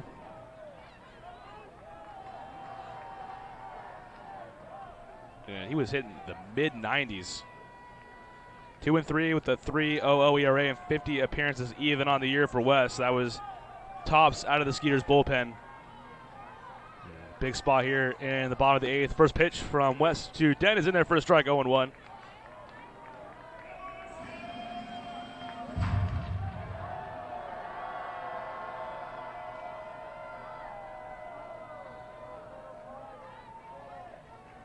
Now the count to Ryan Dent, the shortstop. He's 2 for 3 tonight with a couple of singles. Almost chases the West slider there. Matt West's slider about as good as you're going to find in this league, no doubt about it. Game is tied 4-4 here in the bottom of the 8th inning. It'll be Dent, Mesa, and Sullivan against Matt West, who threw a scoreless inning back on Wednesday's 5-2 win. That one hit sharply, but right at Jason Martinson at short. Martinson up, and in plenty of time to Cordero, 6-3 for out number 1 here in the 8th.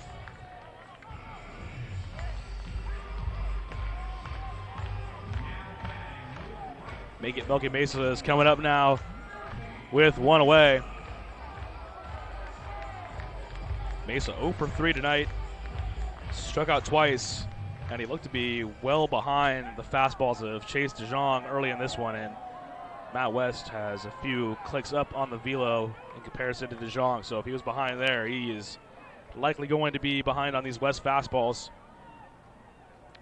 Matt West, the Houston native, former Texas Ranger and Los Angeles Dodger. First pitch, Mesa squares the button, pops it up right in the wheelhouse of Cody Stanley, who has the easy play. And Mesa, I don't think he's still right. I know he missed last night's game after being hit by a pitch and being removed from Wednesday's game, and he just squared the bunt.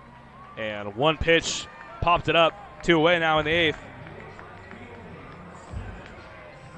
I think even he knew there was likely zero chance he was going to catch up to a Matt West fastball while he's banged up like that.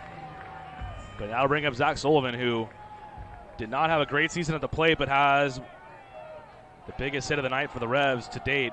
Tied the game up with the solo shot last inning off of Brett Eibner. Turned a 95-mile-per-hour fastball around over the arch nemesis.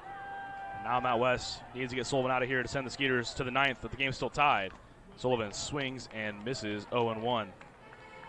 West going with the fastball there to Sullivan, who is 2 for 3 tonight, has doubled and homered. 4-4 game here in the bottom of the 8th. Skeeters looking to clinch this series tonight.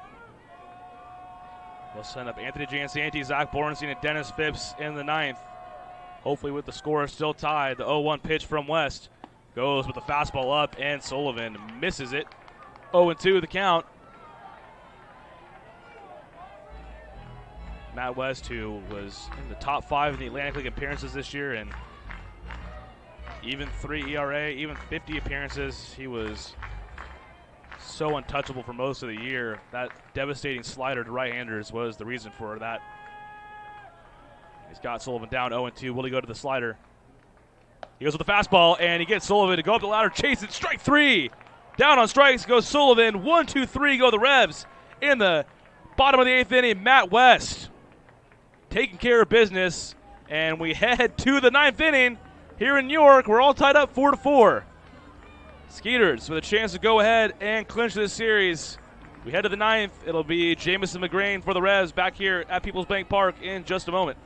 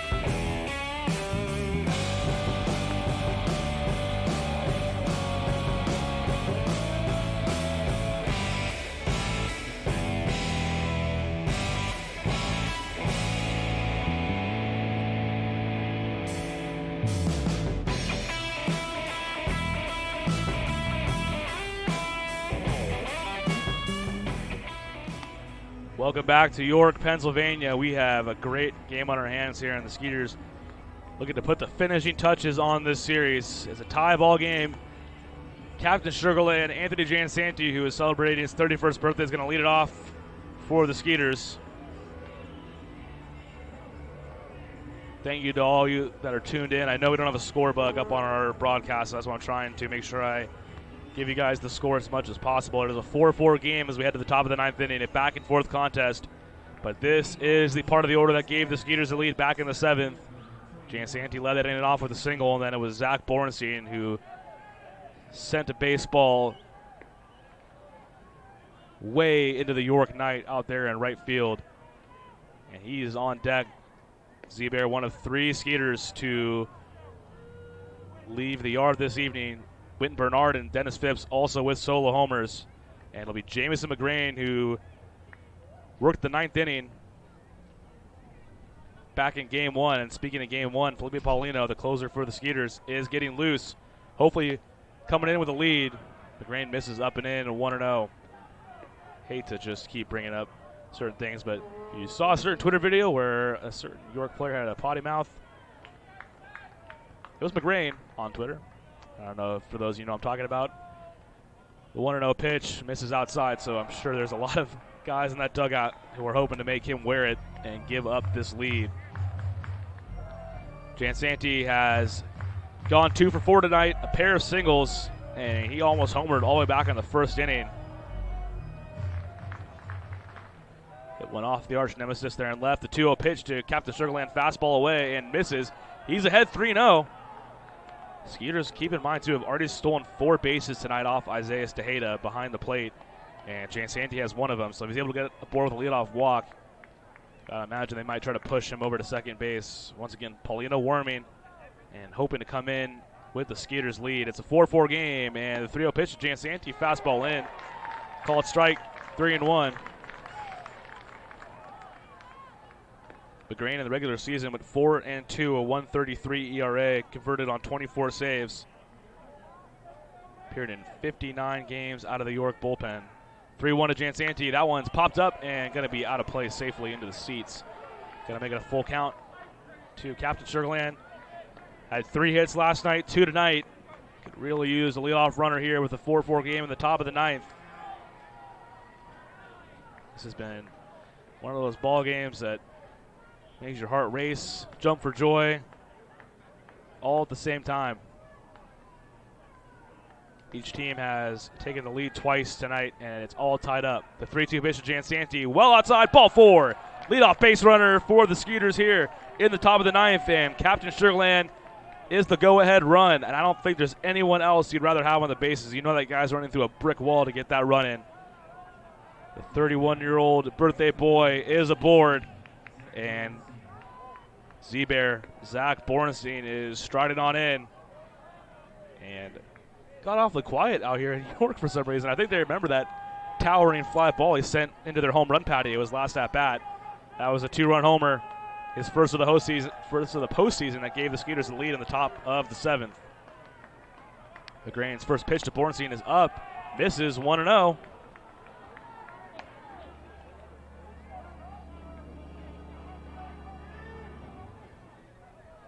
Grain pitched 61 innings this year, walked 34 batters, and having a little bit of trouble finding the zone. Cannot lay one over to Bornstein, although I hope he does.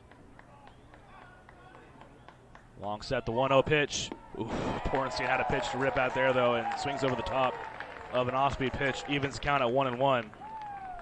Dennis Phipps on deck. He is homer tonight.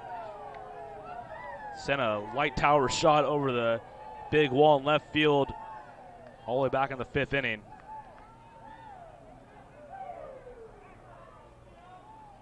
One pitch to Bornstein again, swings over the top of an off-speed pitch. Count moves to 1-2. This game is going to be pushing 4 hours likely by the time it's concluded.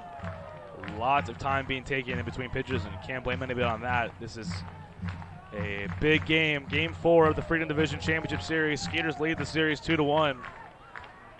Jansanti with a good-sized lead there at first, creeping a little bit toward second base. Does not go. The 1-2 pitch, fastball in, call strike 3. And I think Bornstein knew it. A couple of off-speed pitches, and McGrain goes back and freezes him with a fastball for out number 1.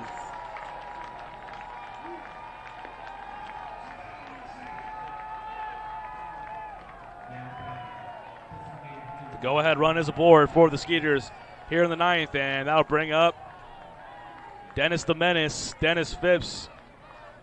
1 for 4 tonight, a solo home run back in the 5th. Gave the Skeeters a 2-1 lead at that time. He's homered at back-to-back nights. Jansanti does not go. That one lined right at Ryan Dent on a knee. He's not going to have a play at first, though, as Jansanti's able to scramble back. That was a rocket off the bat of Dennis Phipps. Unfortunately, right at the shortstop, Ryan Dent. So with 2 away, that'll bring up Albert Cordero. Ball in the gap is likely going to give the Skeeters the lead. And Albert Cordero has himself a pair of hits tonight. He's 2 for 4 with 2 singles. Coco had 15 home runs during the regular season. That was a career high for him. Ended the season hitting over 300 in the second half. Ended the season on a 13-game hitting streak. Takes a deep breath before he gets in the box. Going to play him fairly straight up here. 2 down, runner on first here on the top of the ninth. Giansanti on the move. No swing from Cordero. The throw is high. Giansanti into second base. His second stolen bag of the night. 5th of the night for the Skeeters. And now that go-ahead run is in scoring position with 2 away.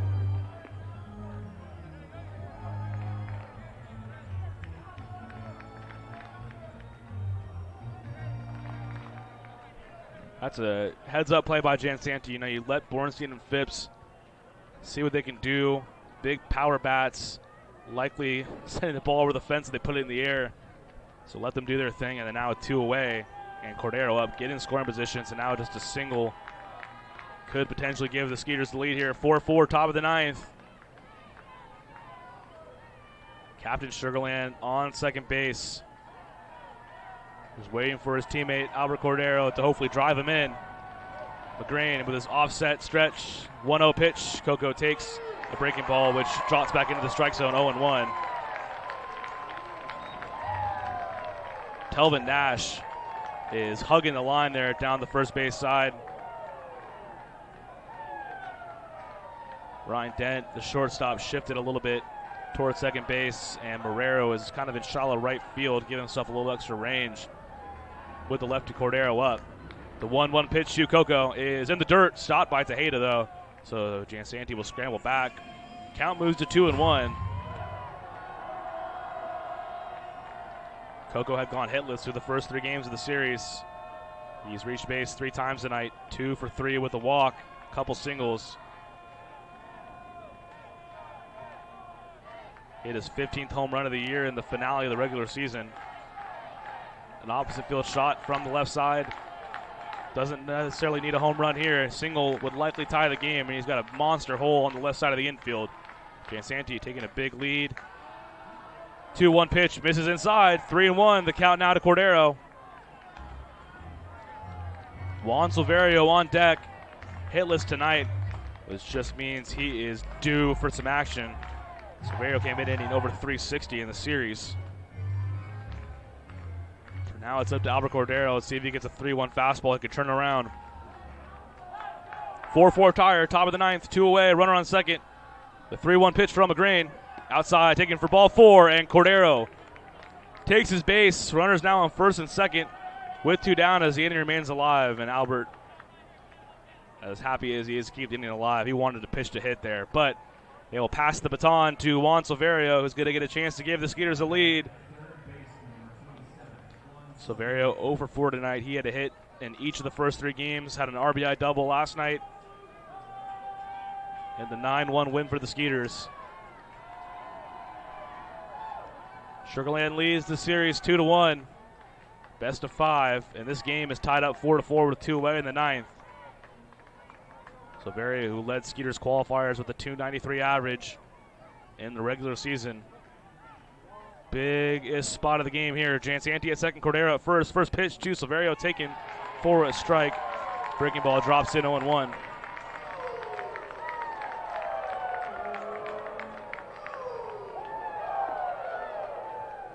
Top of the order due up for York next inning.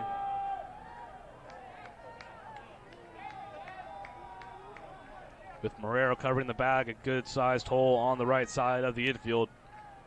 That's where McGrain worked on that first pitch. The 0-1 to Silverio, chops it in front of the mound. McGrain slips and falls. His throw from his butt is by Mash at first base, and to score is Giansanti, and that ball gets in to the stands. McGrain throws it away. Skeeters take a 5-4 lead.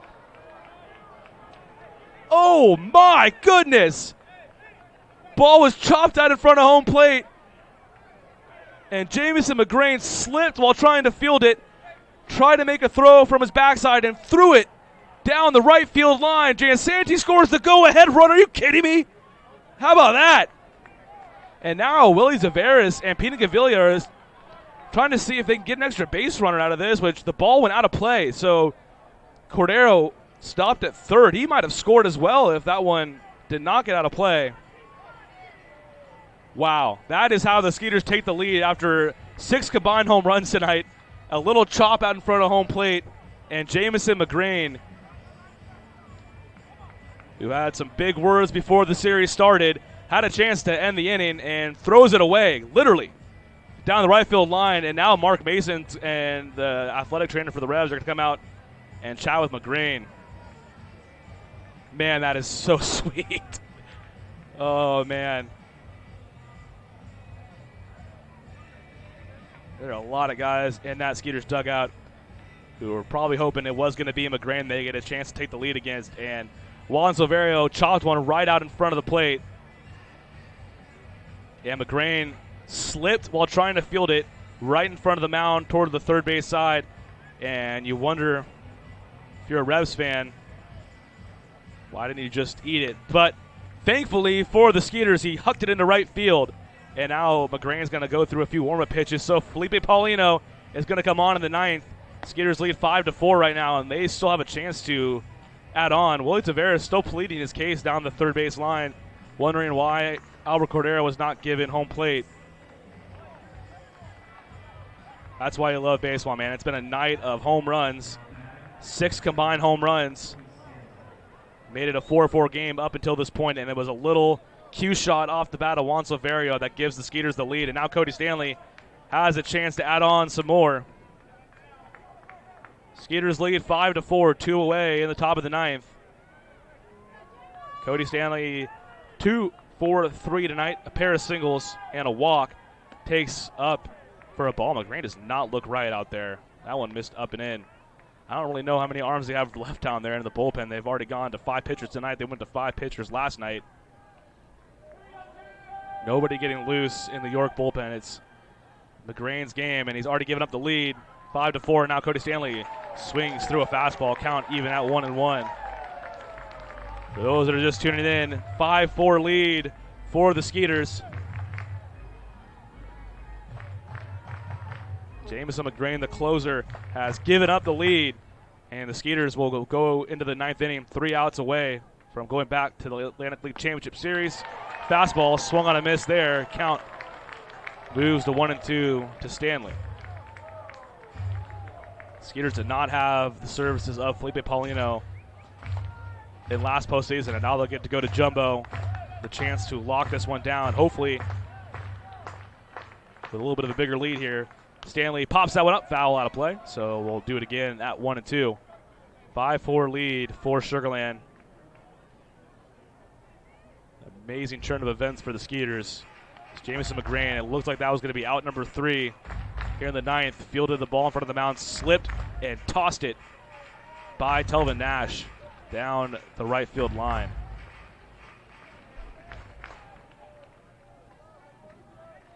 One and two, the count to Cody Stanley. Runners second and third, 2 away. Stanley pops it up left side. Looks like it's going to get out of play. Castillo gives it a look, and it is indeed into the seats. So the count still remains at 1-2.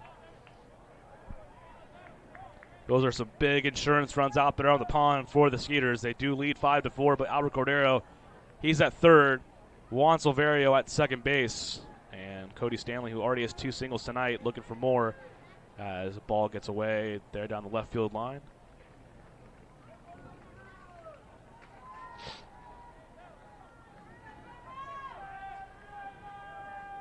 Skeeters have taken the lead in miraculous fashion here in the top of the ninth. And now the 1-2 pitch to Stanley is inside. A good take from Cody as that one was well inside, and the count evens up at 2-2. Former St. Louis Cardinals backstop has worked the middle of the field well tonight with a pair of hits. Good approach from Stanley. McGrain has gone heavy on the fastball here to him. 2-2. Swung and a miss, strike 3. Stanley down swinging, but the Skeeters take a 5-4 lead as Jamison McGrain, his throwing error has the Skeeters out in front 5-4. The Skeeters are 3 outs away from clinching the Freedom Division for a second straight year. We'll be back here in York, 3 outs away from winning this one. And Felipe Paulino is coming on in with a chance to close this one out and send the Skeeters to the Atlantic League Championship Series. Do not turn that dial. We'll be back here in New York in a matter of moments.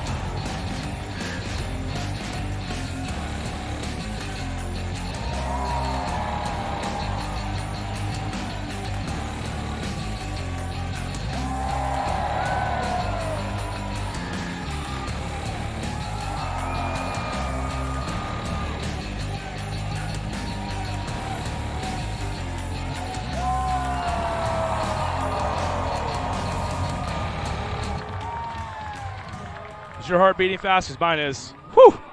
Skeeters lead 5-4. We go to the ninth inning, bottom of the ninth inning, and it's going to be Felipe Paulino 3 outs away from sending the Skeeters to the Atlantic League Championship Series. It's going to be the 1-2-3 hitters for the Revs. Trapp, Marrero, and Nash against Felipe Paulino. He set the Skeeters' single-season saves record last year. And he had 15 of them this season, split between some time here in out there in Sugar Land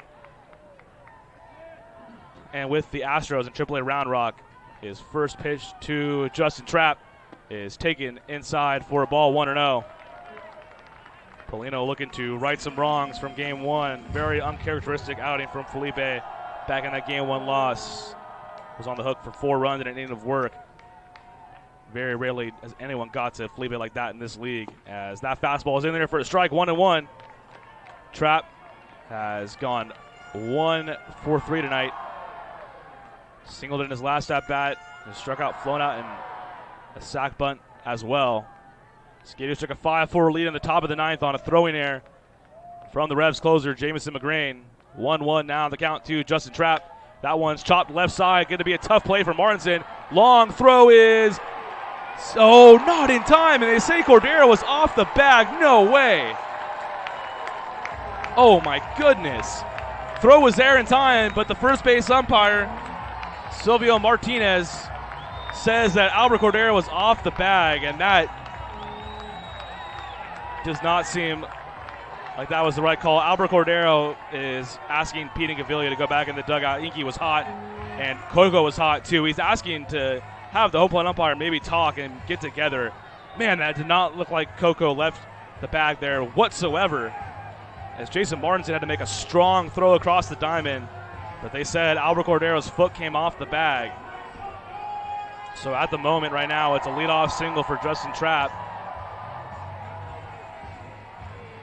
Umpires are going over this one, as the throw was apparently in time because the umpire made the motion that Coco's foot was off the bag, but that sure looked to be out number 1 of the inning on a strong throw from Martinson.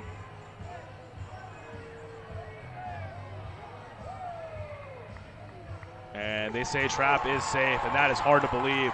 Everyone from the Skeeters dugout to each player on the field, including the Skeeters bullpen, cannot believe that. And me sitting here in the broadcast booth had a decent angle at that, and it sure looked like Coco's foot stayed on the base. But a leadoff single for Justin Trapp will bring up Emmanuel Marrero here.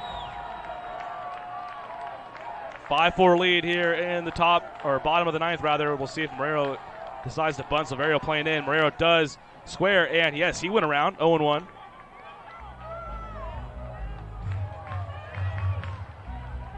So a leadoff single for Trapp on a questionable call there at first base. Marrero 0 for 3 tonight. He laid down a sock bunt in his last at bat, and that looks like what he's trying to do here. He missed the first pitch, counts 0-1. Paulino looking to send the Skeeters to the championship series for a second straight year. The 0-1 pitch, bunt down, popped up, and right at Cordero, and Coco makes the catch. Out number 1. Marrero pops up the bunt, and the Skeeters are now 2 outs away from winning this one and going back to the championship series. But before they get there, it seems right, they'll have to get by Telvin Nash. He has homered twice tonight and was intentionally walked in his last at-bat. He's also grounded out tonight, 1 for 3. Ground ball could win it here for the Skeeters.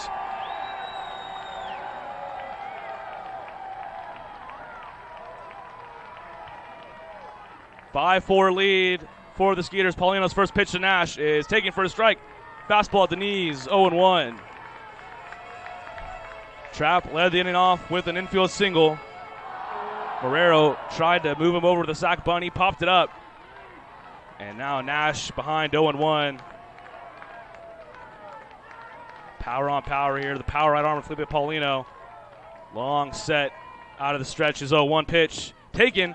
Strike 2. Fastball low and away, and Paulino dots the corner. Back-to-back heaters, and the count moves to 0-2.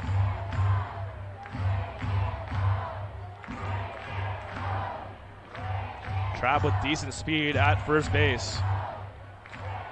Nash was hobbling around. I don't think he's 100% by any stretch. Ground ball could certainly do it here. And he's down in the count, 0-2. Paulino, deep breath. Long set, his 0-2 pitch taken. Fastball in and does not get the call. Not a bad pitch there from Paulino. Just missed a little bit inside. The count moves to 1-2.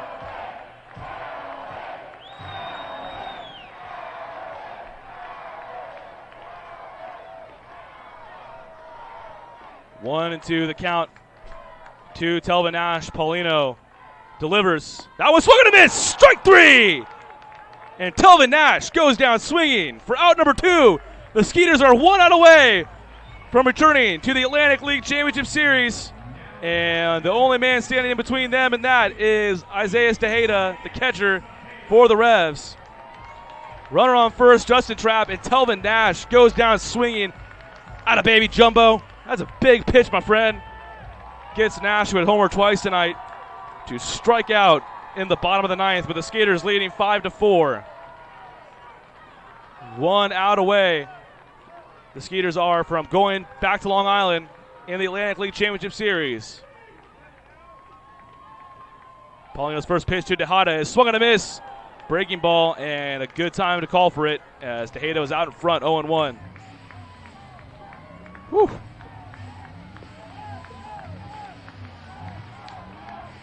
0-1 the count to Paulino as my heart feels like it's about to beat out of my chest.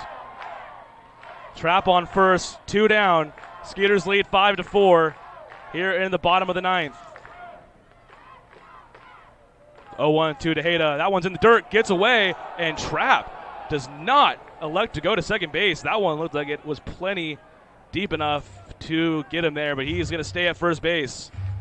And that's a huge, huge missed opportunity, as that would have moved the tying run into scoring position.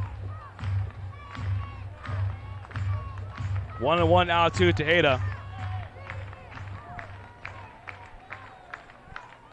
Skeeters are out away from winning the Freedom Division. Count 1-1 to Tejeda. Paulino's pitch swung on, grounded, and foul down the left field line and out of play.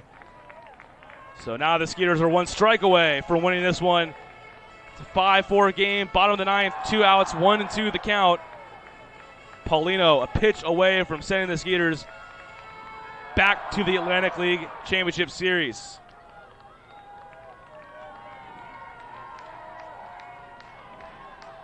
One and two the count to Tejeda. Paulino, long set. Out of the stretches, 1-2 pitch. Swung and a miss! Strike 3! The Sugarland Skeeters are the 2019 Freedom Division champions! They take down the Revolution 5-4 in game number 4. And we're headed to Long Island once again.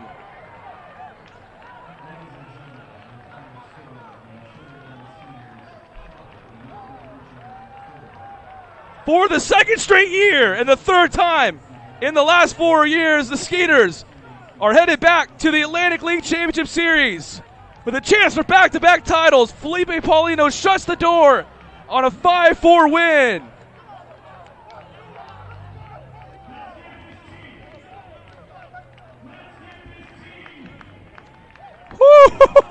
Woo! Oh man, what a night, folks. Skeeters win 5-4. The Atlantic League Championship Series will once again feature the Sugar Land Skeeters and the Long Island Ducks. 5-4 win. The Skeeters took a 1-run lead in the ninth. And Felipe Paulino, Jumbo, comes on in, shuts the door, and we're moving on. We will take a quick break as I allow myself to catch my breath, and we'll wrap this one up. The Skeeters are headed to the Atlantic League Championship Series. You better believe it. We're raising the flag once again as Freedom Division champions back here in York in just a second.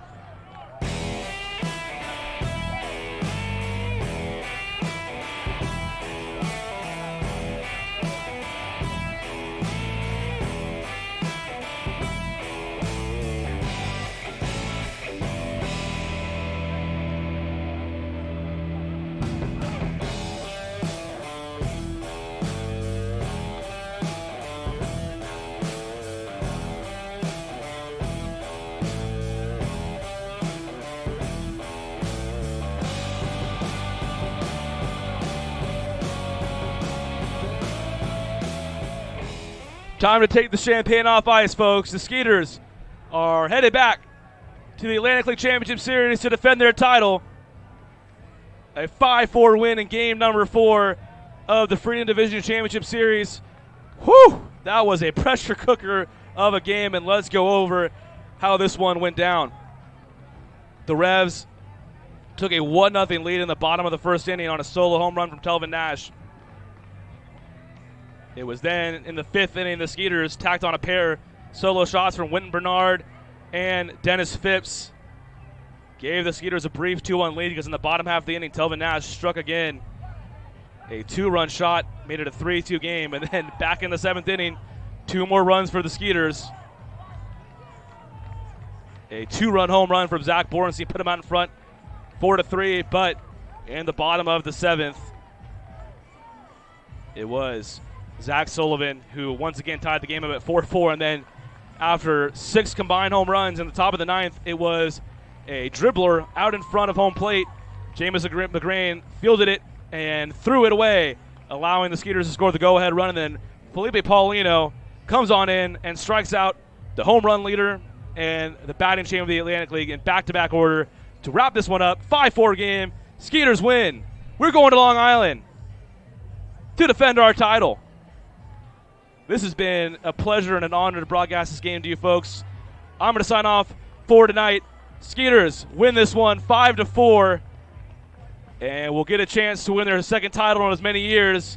Game 1 in Long Island will be on Tuesday night, 5:35 p.m. locally in Sugar Land. I will be on the call once again. This is Ryan Posner signing off tonight. Skeeters win 5-4. And they're headed to the Atlantic League Championship Series once again. Have a great rest of your Saturday night. And know when you put your head on the pillow tonight, the Skeeters have a chance to defend their title. Good night, everybody. Enjoy the rest of your Saturday.